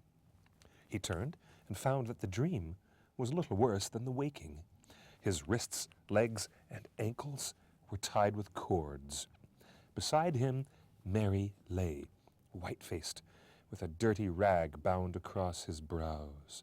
All about them sat or stood a great company of orcs. Slowly, in Pippin's aching head, memory pieced itself together and became separated from dream shadows. Of course, he and Merry had run off into the woods. What had come over them? Why had they dashed off like that, taking no notice of old Strider? They had run a long way, shouting, and could not remember how far or how long. And then suddenly, they had crashed right into a group of orcs. They were standing, listening, and they did not appear to see Merry and Pippin until they were almost in their arms. Then they yelled, and dozens of other goblins had sprung out of the trees. Merry and he had drawn their swords, but the orcs did not wish to fight, and then tried only to lay hold of them, even when Merry had cut off several of their arms and hands. Good old Merry. Then Boromir had come leaping through the trees. He had made them fight. He slew many of them, and the rest fled. But they had not gone far on the way back when they were attacked again by 100 orcs at least, some of them very large, and they shot a rain of arrows, always at Boromir. Boromir had blown his great horn till the woods rang, and at first the orcs had been dismayed and had drawn back. But when no answer but the echoes came, they had attacked more fiercely than ever. Pippin did not remember much more. His last memory was of Boromir leaning against a tree, plucking out an arrow. Then darkness fell suddenly. "Well, I suppose I was knocked on the head," he said to himself. "I wonder if poor Merry is much hurt. What has happened to Boromir? Why didn't the orcs kill us? And where are we? Where are we going?" He could not answer the questions. He felt cold and sick. I wish Gandalf had never persuaded Elrond to let us come, he thought. What good have I been? Just a nuisance, a passenger, a piece of luggage, and now I've been stolen and I'm just a piece of luggage for the orcs. I hope Strider or someone will come and claim us. But ought I to hope for it? Won't that throw out all the plans? I wish I could get free. He struggled a little, quite uselessly. One of the orcs sitting near laughed and said something to a companion in their abominable tongue. "Rest while you can, little fool," he said then to Pippin, in the common speech, which he made almost as hideous as his own language. "Rest while you can. We'll find a use for your legs before long. You'll wish you had got none before we get home." "If I had my way, you'd wish you were dead now," said the other. "I'd make you squeak, you miserable rat." He stooped over Pippin, bringing his yellow fangs close to his face. He had a black knife with a long, jagged blade in his hand. "Lie quiet, or I'll tickle you with this," he hissed. "Don't draw attention to yourself, or I may forget my orders. Curse the Isengarders. Ugluk a bogronk sha pushdug Saruman glob bub hosh sky." He passed into a long, angry speech in his own tongue that slowly died away into muttering and snarling. Terrified, Pippin lay still, though the pain at his wrists and ankles was growing, and the stones beneath him were boring into his back. To take his mind off himself, he listened intently to all that he could hear. There were many voices round about, and though orc speech sounded at all times full of hate and anger, it seemed plain that something like a quarrel had begun and was getting hotter.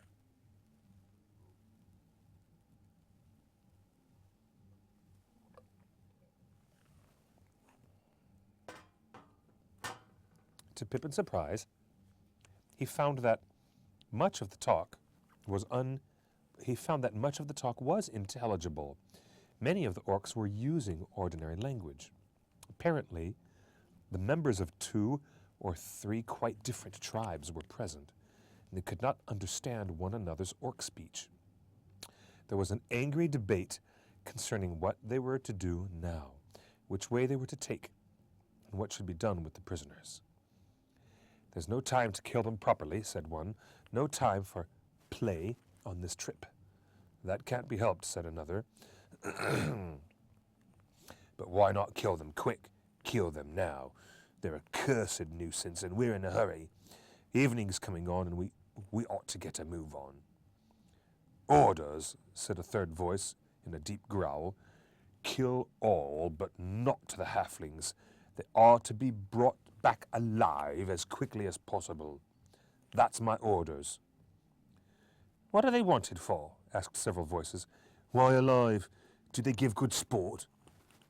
"No. I heard that one of them has got something that's wanted for the war.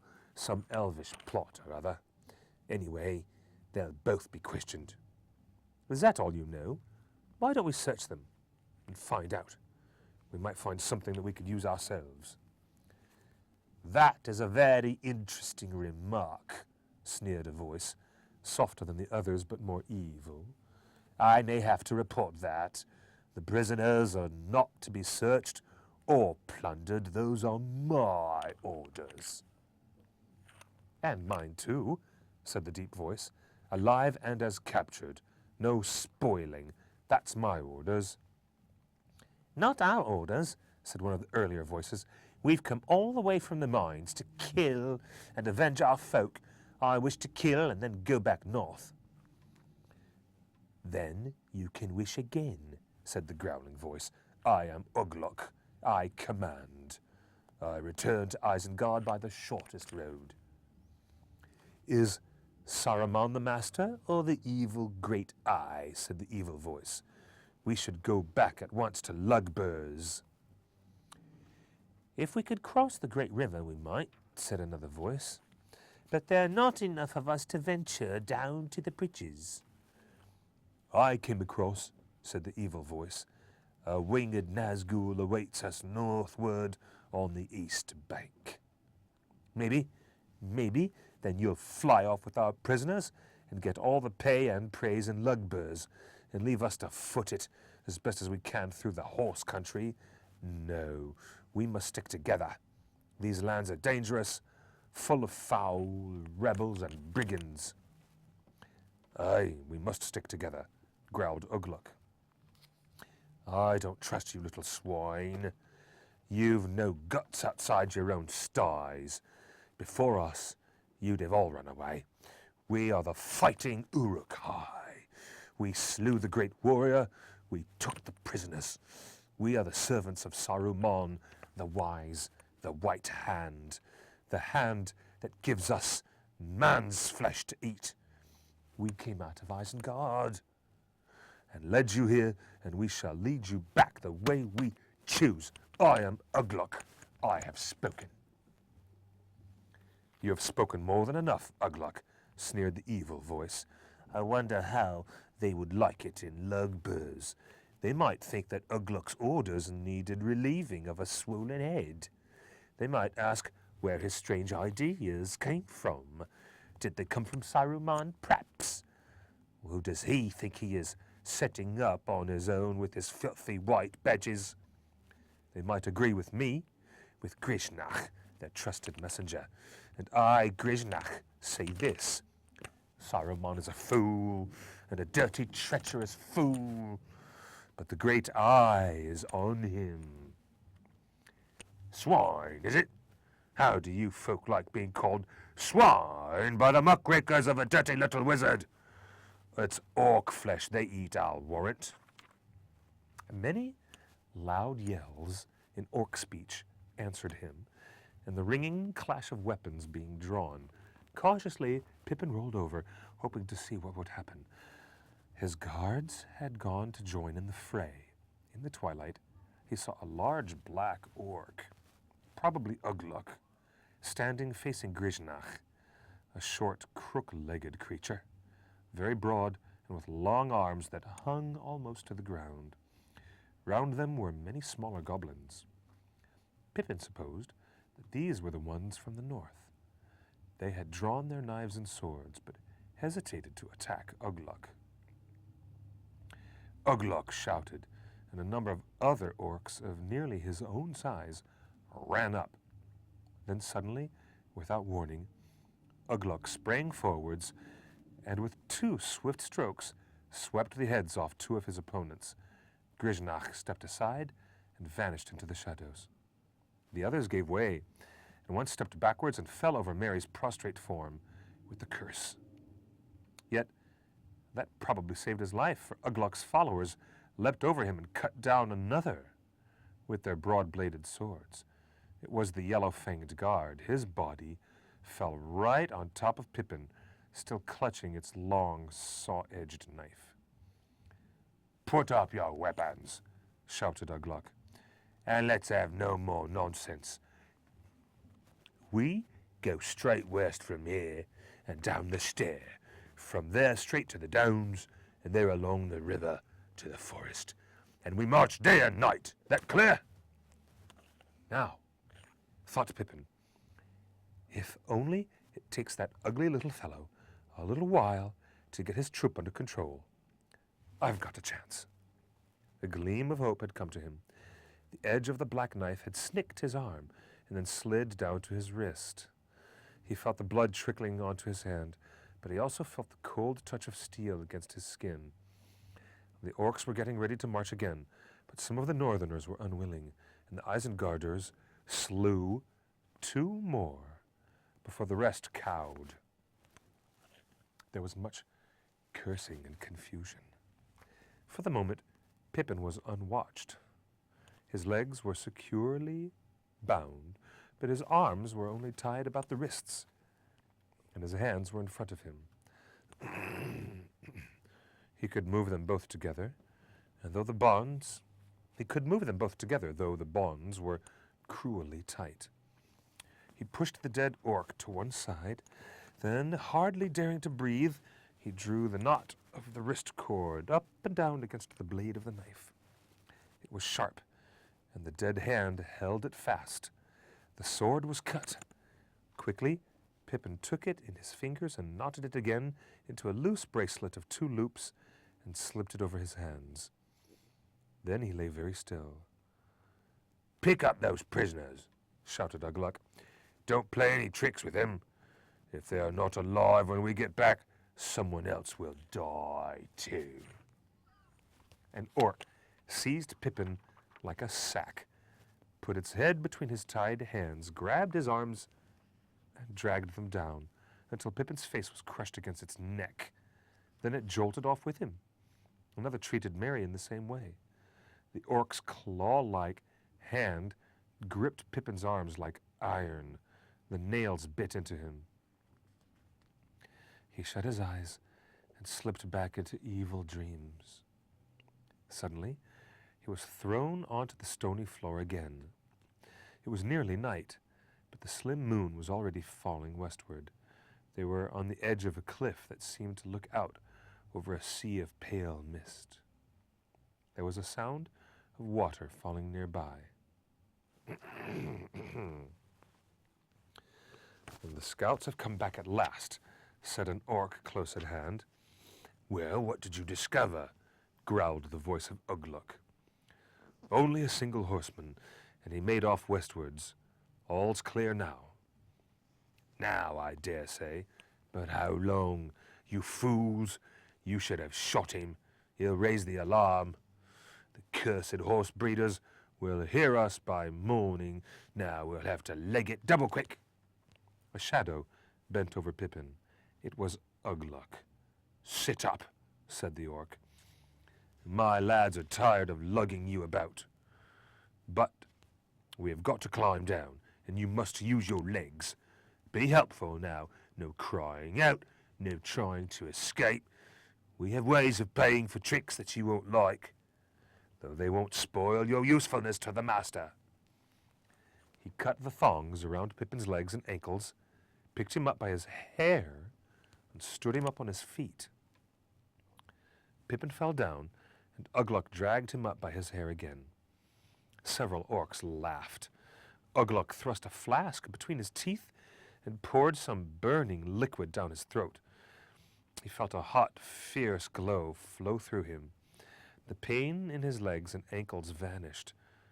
He could stand. "Now for the other," said Ugluk.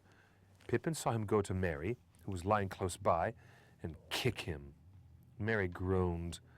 Seizing him roughly, Ugluk picked him, pulled him into a sitting position, and tore the bandage off his head. Then he smeared the wound with some dark stuff out of a small wooden box. Merry cried out and struggled wildly. The orcs clapped and hooted. "Can't take his medicine," they jeered. "Doesn't know what's good for him. Aye, we shall have some fun later." But at the moment, Ugluk was not engaging in sport. He needed speed and had to humor unwilling followers. He was healing Merry in orc fashion, and his treatment worked swiftly. When he had forced a drink from his flask down the hobbit's throat, cut his leg bonds, and dragged him to his feet, Merry stood up, looking pale but grim and defiant, very much alive. The gash in his forehead gave him no more trouble, but he bore a brown scar to the end of his days. "Hello, Pippin," he said. "So you've come on this little expedition too? Where do we get bed and breakfast?" "Now then," said Ugluk, "none of that. Hold your tongues. No talk to one another. Any trouble will be reported at the other end, and he'll know how to pay you. You'll get bed and breakfast all right, more than you can stomach." The orc band began to descend a narrow ravine leading down into the misty plain below. Merry and Pippin, separated by a dozen orcs or more, climbed down with them. At the bottom they stepped onto grass, and the hearts of the hobbits rose. Now, straight on, shouted Ugluk. West and a little north. Follow Lugdush. But what are we going to do at sunrise? Said some of the northerners. Go on running, said Ugluk. What do you think? Sit on the grass and wait for the whiteskins to join the picnic? But we can't run in the sunlight. You'll run with me behind you, said Ugluk. Run, or you'll never see your beloved holes again. By the white hand, what's the use of sending out mountain maggots on a trip, only half-trained? Run, curse you! Run while night lasts. Then the whole company began to run with the long, loping strides of orcs. They kept no order, thrusting, jostling, and cursing, yet their speed was very great. Each hobbit had a guard of 3. Pippin was far back in the line. He wondered how long he would be able to go on at this pace. He had had no food since the morning. One of his guards had a whip, but at present the orc liquor was still hot in him. His wits, too, were wide awake. Every now and again there came into his mind, unbidden, a vision of the keen face of Strider, bending over a dark trail, and running behind. But what could even a ranger see except a confused trail of orc feet? His own little prince and Mary's were overwhelmed by the trampling of iron-shod shoes before them and behind them and about them. They had gone only a mile or so from the cliff when the land sloped down into a wide, shallow depression where the ground was soft and wet. Mist lay there, pale glimmering in the last rays of the sickle moon. The dark shapes of the orcs in front grew dim and then were swallowed up. "Aye, steady now!" shouted Ugluk from the rear. A sudden thought leapt into Pippin's mind, and he acted on it at once. He swerved aside to the right and dived out of the reach of his clutching guard, head first into the mist. He landed sprawling on the grass. "Halt!" yelled Ugluk. There was for a moment, turmoil and confusion. Pippin sprang up and ran, but the orcs were after him. Soon, some suddenly loomed up right in front of him. No hope of escape, thought Pippin, but there is a hope that I have left some of my own marks unspoilt on the wet ground. He groped with his 2 tied hands at his throat and unclasped the brooch of his cloak. Just as long arms and hard claws seized him, he let it fall. There, I suppose it will lie until the end of time, he thought. I don't know why I did it. If the others have escaped, they've probably all gone with Frodo. A whip thong curled around his legs, and he stifled a cry. "Enough!" shouted Ugluk, coming up. "He's still got to run. A long way yet. Make 'em both run. Just use the whip as a reminder." "But that's not all," he snarled, turning to Pippin. "I shan't forget. Payment is only put off. Leg it!" Neither Pippin nor Merry remembered much of the later part of the journey. Evil dreams and evil waking were blended into a long tunnel of misery, with hope growing ever fainter behind. They ran, and they ran, striving to keep up the pace set by the orcs, licked every now and again by a cruel thong, cunningly handled. If they halted or stumbled, they were seized and dragged for some distance. The warmth of the orc draft, had gone. Pippin felt cold and sick again. Suddenly he fell face downward on the turf. Hard hands with rending nails gripped and lifted him. He was carried like a sack once more, and darkness grew about him. Whether the darkness of another night or a blindness of his eyes, he could not tell. Dimly, he became aware of voices clamoring. It seemed that many of the orcs were demanding a halt. Ugluk was shouting. He felt himself flung to the ground, and he lay as he fell, till black dreams took him. But he did not long escape from pain. Soon the iron grip of merciless hands was on him again.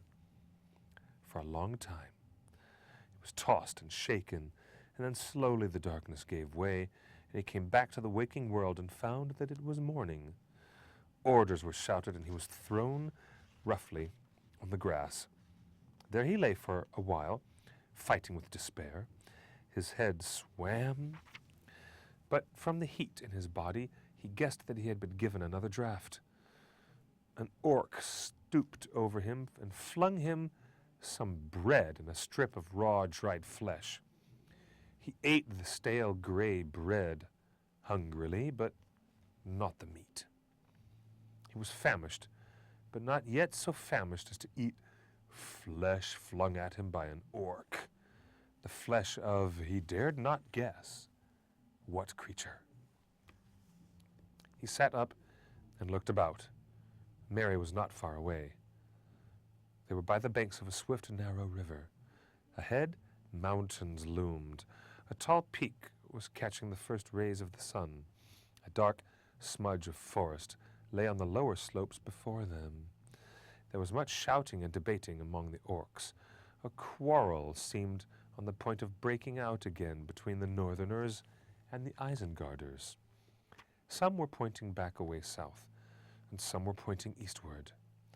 "Very well," said Ugluk. "Very well," said Ugluk. "Leave them to me, then.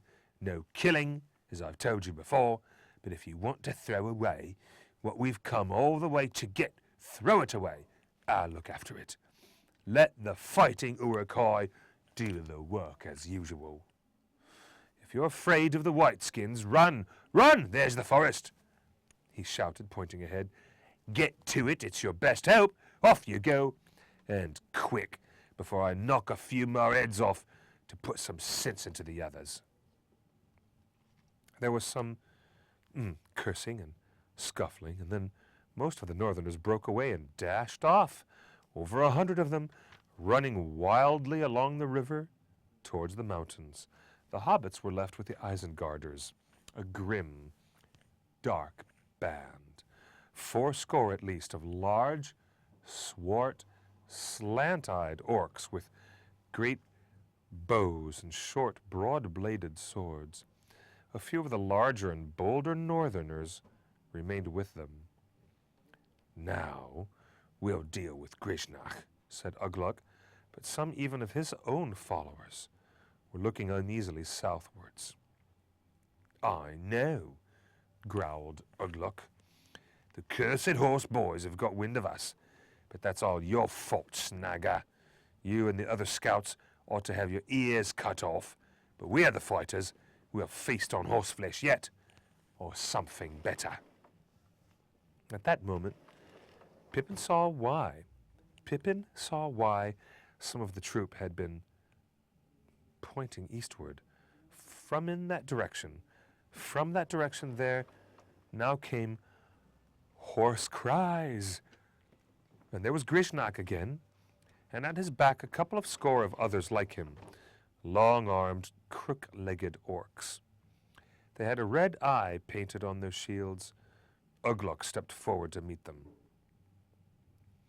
"So, you've come back," he said. "Thought better of it, eh?" "I've returned to see that orders are carried out and the prisoners safe," answered Grishnach. "Indeed," said Ugluk. "Waste of effort. I'll see that orders are carried out in my command. And what else did you come back for? You went in a hurry. Did you leave anything behind?" "I left a fool," snarled Grishnach. "But there were some stout fellows with him that are too good to lose. I knew you'd lead them into a mess. I've come to help them." "Splendid," laughed Ugluk. "Splendid, but unless you've got some guts for fishing, unless you've got some guts for fighting, you've taken the wrong way. Lugburs was your road. The Whiteskins are coming. What's happened to your precious Nazgul? Has he had another mount shot under him? Now, if you'd brought him along, that might have been useful, if these Nazgul are all that they make out."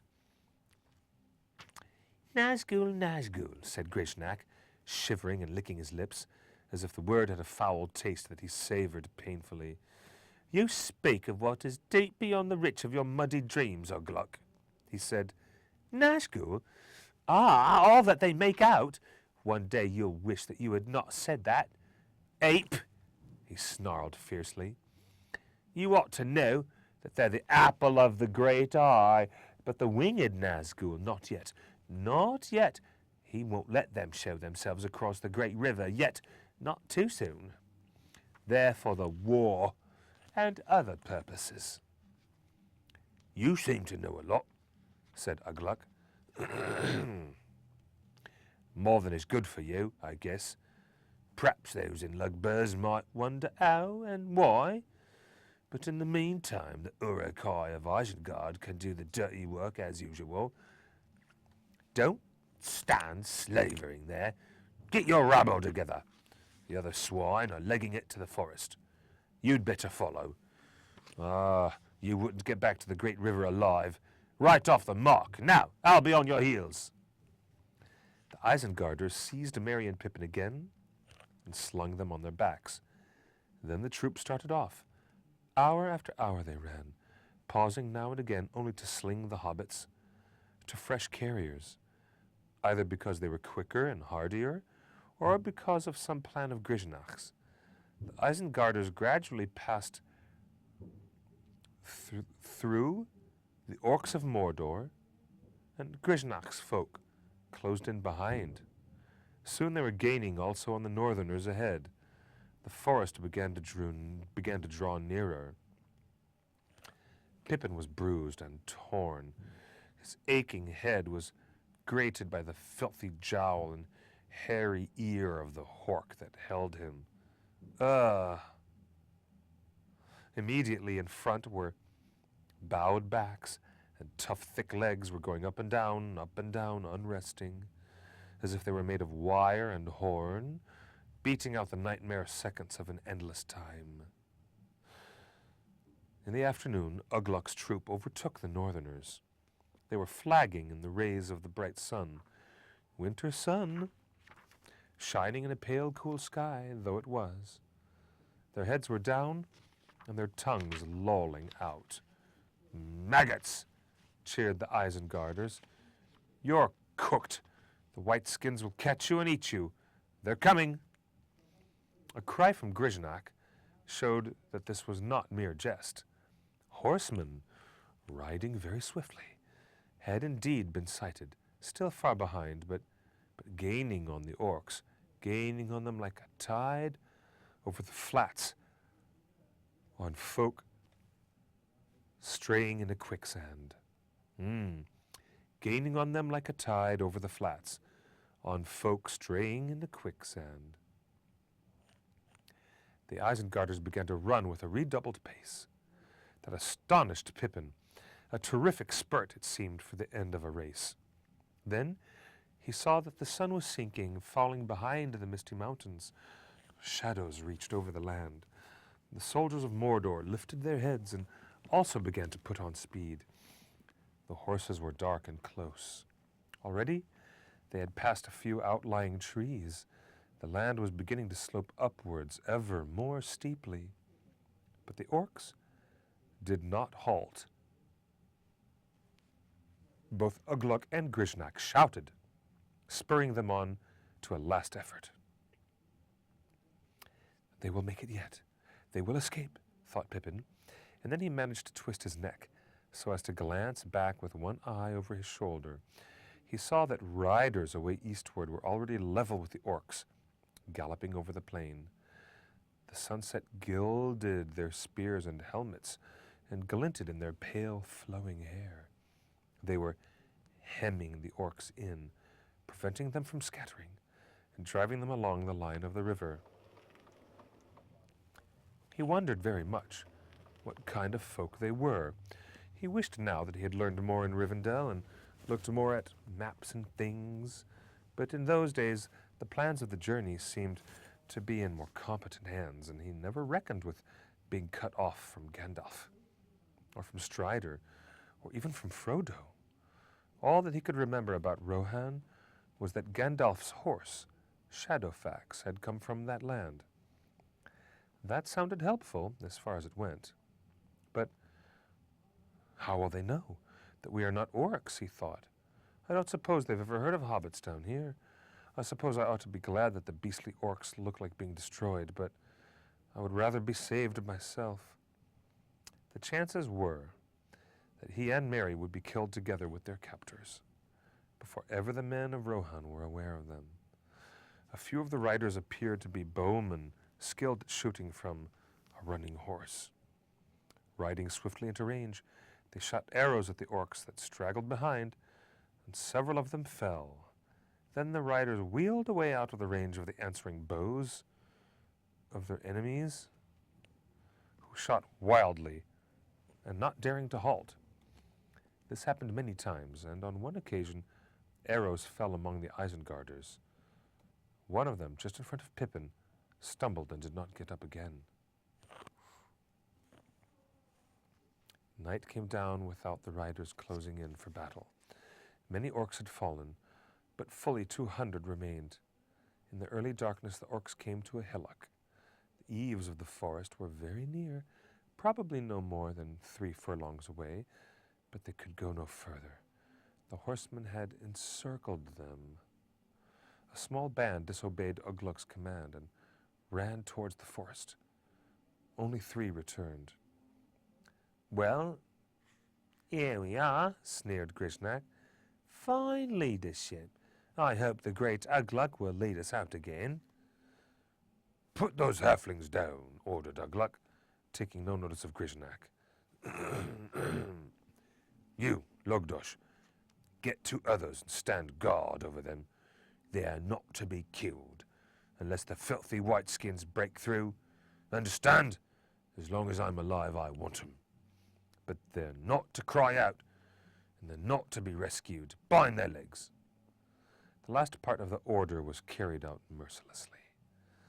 But Pippin found that for the first time he was close to Merry. The orcs were making a great deal of noise, shouting and clashing their weapons, and the hobbits managed to whisper together for a while. "I don't think much of this," said Merry. "I feel nearly done in. I don't think I could crawl away for far, even if I was free." "Lend us," whispered Pippin. "Lend us. I've got some. Have you?" "I don't think they've taken anything but our swords." "Yes, I have a packet in my pocket," answered Merry. "But it must be battered to crumbs. Anyway, I can't put my mouth in my pocket." "Pippin, you won't have to. But just then a savage kick warned Pippin that the noise had died down and the guards were watchful. The night was cold and still. All around the knoll on which the orcs were gathered, little watchfires sprang up, gold and red in the darkness, a complete ring of them. They were within a long bow shot, but the riders did not allow themselves against the light, and the orcs wasted many arrows shooting at the fires until Ugluk stopped them. The riders made no sound. Later in the night, when the moon came out of the mist, then suddenly they could be seen, shadowy shapes that glinted now and again in the white light as they moved in ceaseless patrol. "They'll wait for the morning. Curse them," growled one of the guards. "Why don't we get together and charge through? What's old Ugluk think he's doing? I should like to know." "I dare say you would," snarled Ugluk, stepping up from behind. "Meaning, I don't think at all, eh? Curse you. You're as bad as the other rabble, the maggots and the apes of Lugburs. No good trying to charge with them. They just squeal and bolt. But there are more than enough of these filthy horse boys to mop up our lot on the flat. The only thing those maggots can do, they can see like gimlets in the dark. But these whiteskins have better night eyes than most men, from all I've heard. And don't forget their horses. They can see the night breeze, or so it's said. So there's one thing the fine fellows don't know. Now and his lads are in the forest, and they should turn up any time now. Ugluk's words were enough, apparently, to satisfy the Isengarders, but the other orcs were dispirited and rebellious. They posted a few watchers, but most of them lay on the ground, resting in the pleasant darkness. It did indeed become very dark again, for the moon passed westward into thick cloud, and Pippin could not see anything a few feet away. The fires brought no light to the hillock. The riders were not, however, content merely to wait for the dawn and let their enemies rest. A sudden outcry on the east side of the knoll showed that something was wrong. It seemed that some of the men had ridden in close, slipped off their horses, crawled to the edge of the camp, and killed several orcs.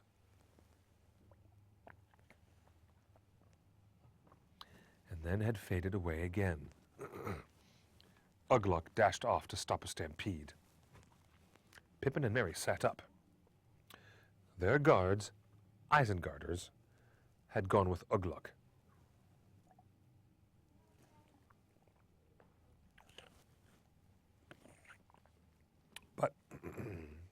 But if the hobbits had any thought of escape, it was soon dashed. A long, hairy arm took each of them by the neck and drew them close together. Dimly, they were aware of Grishnach's great head and hideous face between them. His foul breath was on their cheeks. He began to paw them and feel them. Pippin shuddered as hard, cold fingers groped down his back. "Well, my little ones," said Grishnach in a soft whisper, "enjoying your rest, enjoying your nice rest, or not? A little awkwardly placed, perhaps swords and whips on one side and nasty spears on the other? Little people should not meddle in affairs that are too big for them." His fingers continued to grope. There was a light like a pale but hot fire behind his eyes. The thought came suddenly into Pippin's mind, as if caught direct from the urgent thought of his enemy. Grishnach knows about the ring. He's looking for it, while Ugluk is busy. He probably wants it for himself. Cold fear was in Pippin's heart, and yet at the same time he was wondering what use he could make of Grishnach's desire. "I don't think you'll find it that way," he whispered. "It isn't easy to find." "Find it?" said Grishnach. His fingers stopped crawling and gripped Pippin's shoulder. "Find what? What are you talking about, little one?" For a moment Pippin was silent. Then suddenly in the darkness he made a noise in his throat. "Gollum, Gollum, nothing, my precious," he added. The hobbits felt Grishnach's fingers twitch. "Oh ho," hissed the goblin softly. "That's what he means, is it? Oh ho, very, very dangerous, my little ones." "Perhaps," said Merry, now alert and aware of Pippin's guess. "Perhaps, and not only for us. Still, you know your own business best. Do you want it or not? And what would you give for it?" "Do I want it? Do I want it?" said Grishnach, as if puzzled. But his arms were trembling. "What would I give for it? What do you mean?" "We mean," said Pippin, choosing his words carefully, "that it's no good groping in the dark. We could save you time and trouble, but you must untie our legs first, or we'll do nothing and say nothing." "My dear tender little fools," hissed Grishnach, "everything you have and everything you know will be got out of you in due time. Everything. You'll wish that there was more that you could tell to satisfy The questioner? Indeed you will. Quite soon. We shan't hurry the inquiry. Oh dear, no. What do you think you've been kept alive for? My dear little fellows, please believe me when I say that it was not out of kindness. That's not even one of Ugluk's faults. I find it quite easy to believe, said Mary, but you haven't got your prey home yet, and it doesn't seem to be going your way, whatever happens. If we come to Isengard, it won't be the great Grishnach that benefits. Saruman will take all that he can find. If you want anything for yourself, now's the time to do a deal. Grishnach began to lose his temper. The name of Saruman seemed especially to enrage him. Time was passing and the disturbance was dying down. Ugluk or the Isengarders might return at any minute. Have you got it? Either of you? He snarled. Gollum, Gollum, said Pippin, excuse me. Untie our legs, said Merry. They felt the orc's arms trembling violently. Curse you, you filthy little vermin, he hissed. Untie your legs, I'll untie every string in your bodies. Do you think I can't search you to the bones? Search you? I'll cut you both to quivering shreds. I don't need the help of your legs to get you away, and have you all to myself. Suddenly, he seized them. The strength in his long arms and shoulders was terrifying. He tucked them one under each armpit and crushed them fiercely to his sides. A great stifling hand was clapped over both their mouths. Then he sprang forward, stooping low. Quickly and silently he went, until he came to the edge of the knoll. There, choosing a gap between the watchers, he passed like an evil shadow out into the night, down the slope and away westwards. Away westward towards the river that flowed out of the east. In that direction, there was a wide open space, only with one fire. With only one fire. After going a dozen yards, he halted, peering and listening. Nothing could be seen or heard. He crept slowly on, bent almost double. Then he squatted and listened again. Then he stood up, as if to risk a sudden dash. At that very moment, the dark form of a rider loomed up right in front of him. A horse snorted and reared. A man called out. Grishnach flung himself on the ground flat, dragging the hobbits under him. Then he drew his sword. No doubt he meant to kill his captives, rather than allow them to escape or be rescued.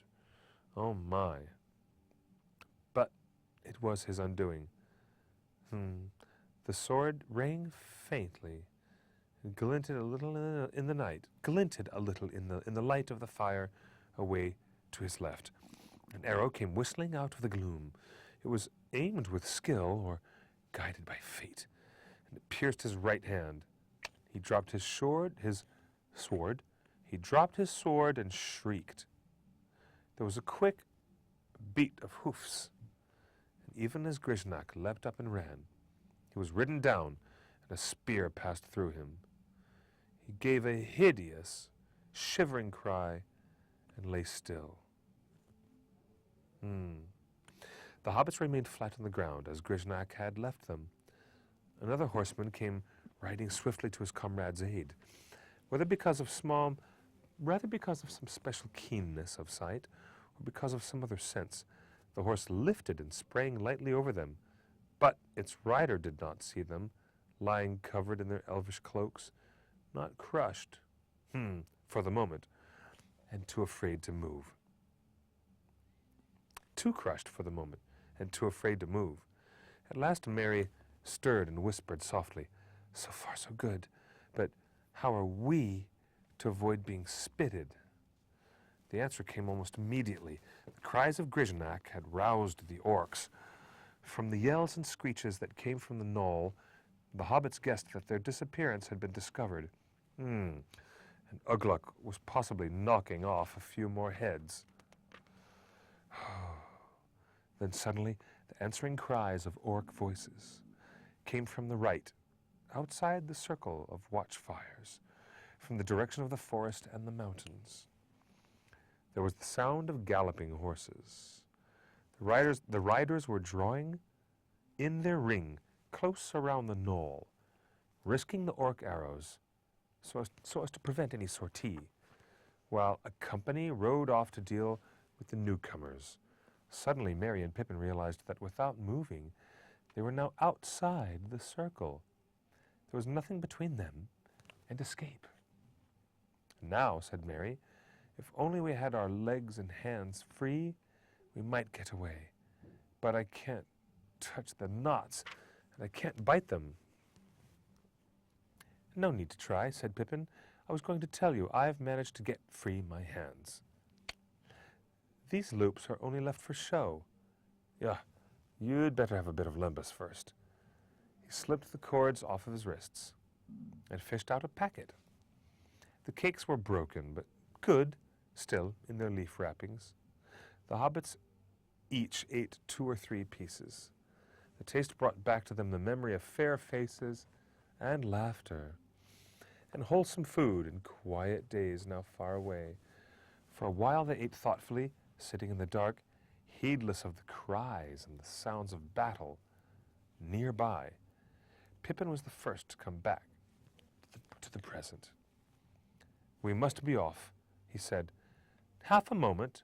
Grishnak's sword was lying close at hand, but it was too heavy and clumsy for him to use, so he crawled forward, and finding the body of the goblin, he drew from its sheath a long, sharp knife. Was this? With this, he quickly cut their bonds. Now for it, he said. When we've warmed up a bit, perhaps we shall be able to stand again and walk. But in any case, we had better start by crawling. They crawled. The turf was deep and yielding, and that helped them. But it seemed a long, slow business. They gave the watchfire a wide berth and wormed their way forward by it bit by bit until they came into the edge of the mirror. Until they came to the edge of the river, gurgling away in the black shadows under its deep banks. Then they looked back. The sounds had died away. Evidently, Mahur and his lads had been killed or driven off. The riders were returned to their silent, ominous vigil. It would not last very much longer. Already the night was old. In the east, which had remained unclouded, as the sky was beginning to grow pale. Excellent. We must get under cover, said Pippin, or we shall be seen. It will not be any comfort to us if these riders discover that we are not orcs after we are dead. He got up and stamped his feet. The cords, those cords have cut me like wires. But my feet are getting warm again. I could stagger now. What about you, Merry? Merry got up. Yes, he said, I can manage it. Lembas does put heart into you. A more wholesomeness sort of feeling, a more wholesome sort of feeling, too, than the heat of that orc draft. I wonder what it was made of. Oh, better not to know, I expect. Let's get a drink of water to wash away the draft of it, to wash away the thought of it. Not here. The banks are too steep, said Pippin. Forward now? They turned and walked side by side, slowly along the line of the river. Behind them the light grew in the east. As they walked, they compared notes, talking lightly in the hobbit fashion of the things that had happened since their capture. Talking of light things in hobbit fashion. No listener would have guessed from their words that they had suffered cruelly and been in dire peril. As if they knew well they had little chance of ever finding friend or safety again. You seem to have been doing well, Master Took, said Merry. You will get almost a chapter in Bilbo's book. In old Bilbo's book, if I ever get a chance to report it to him. Good work. especially guessing that hairy villain's little game and playing it up to him.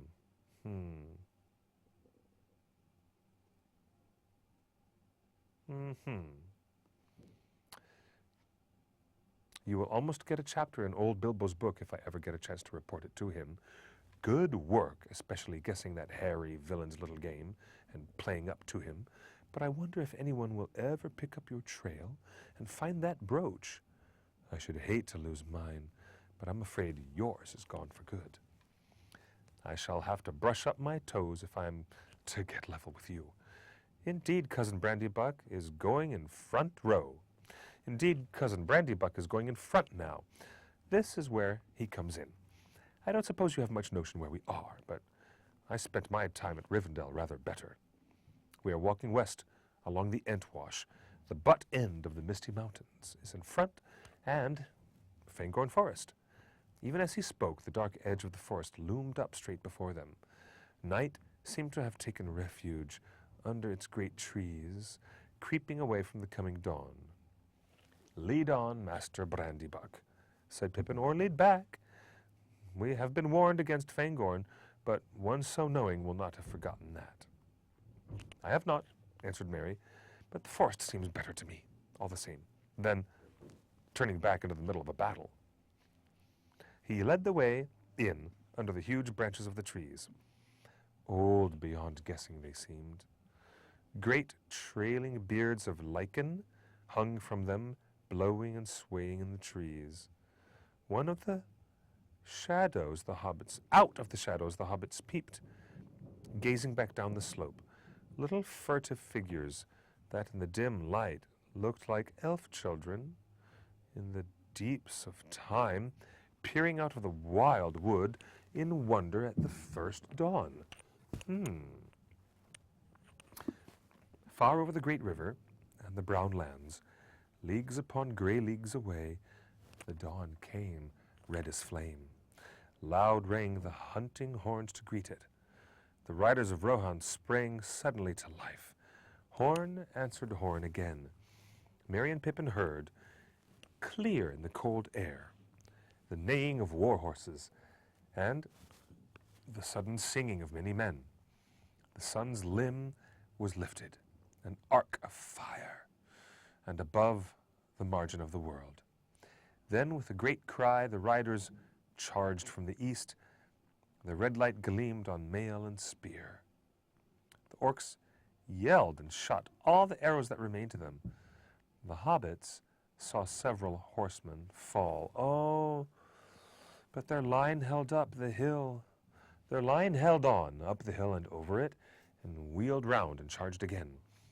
Most of the raiders that were left alive then broke and fled, this way and that, pursued one by one to their death.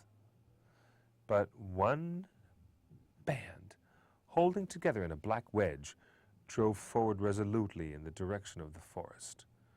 Straight up the slope they charged towards the watchers.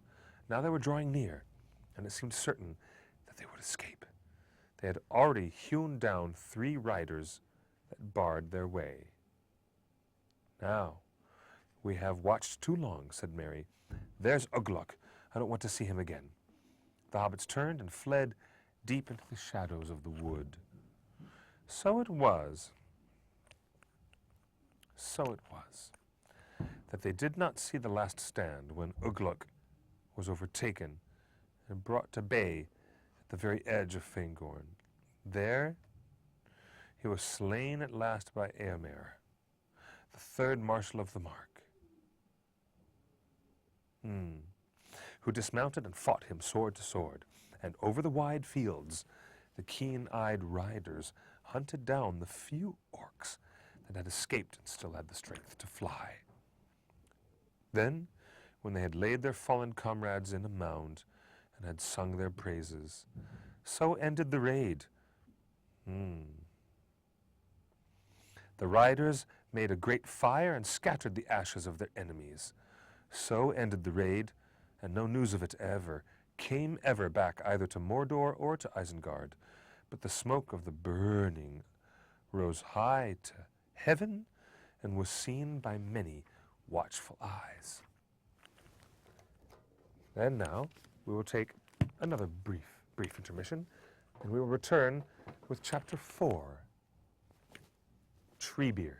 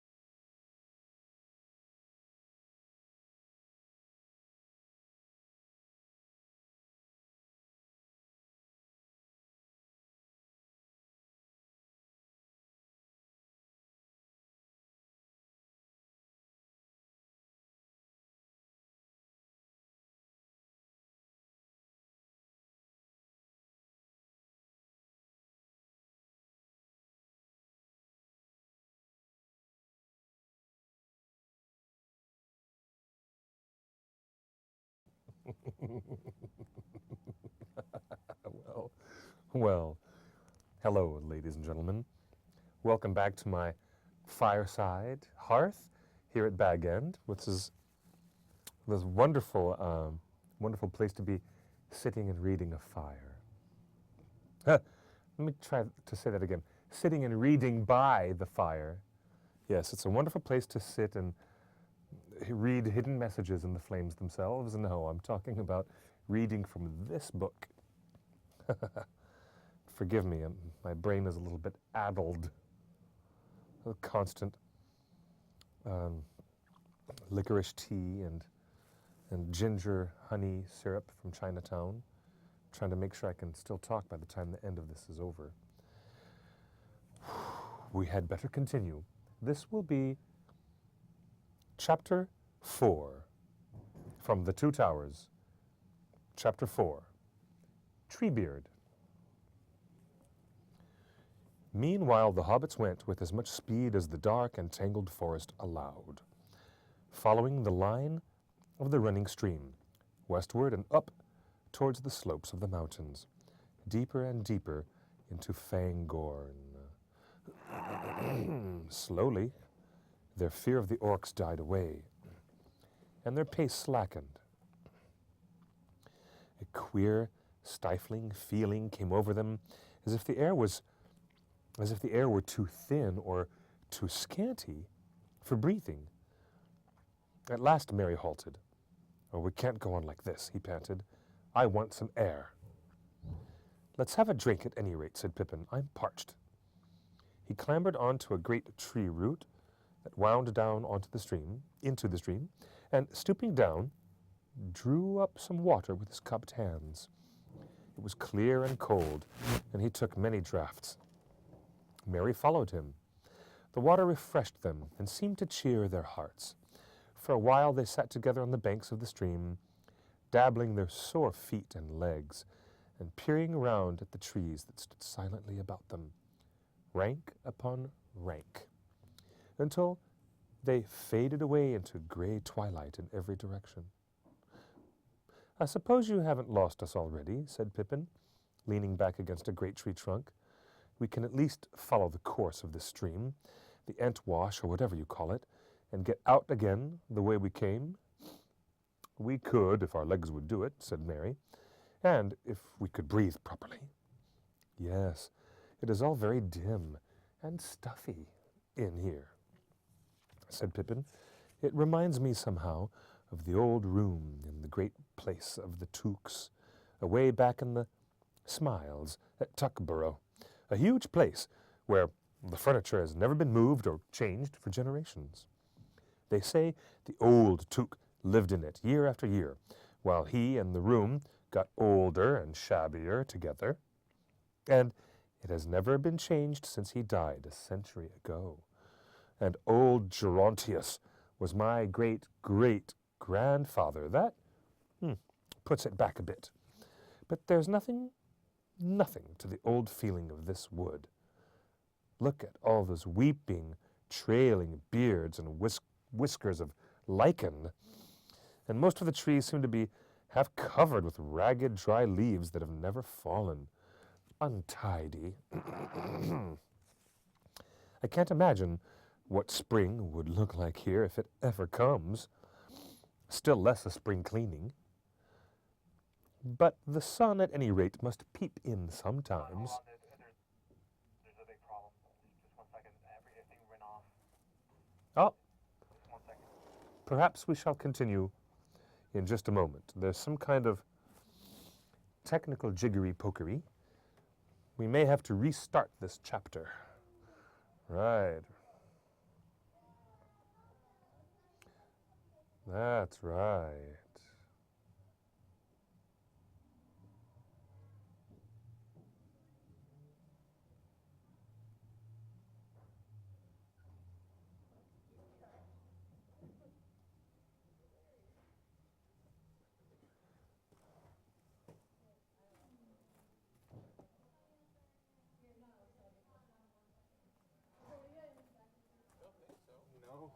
So, ladies and gentlemen, forgive the slight error We might not be live, but we'll be back live soon enough.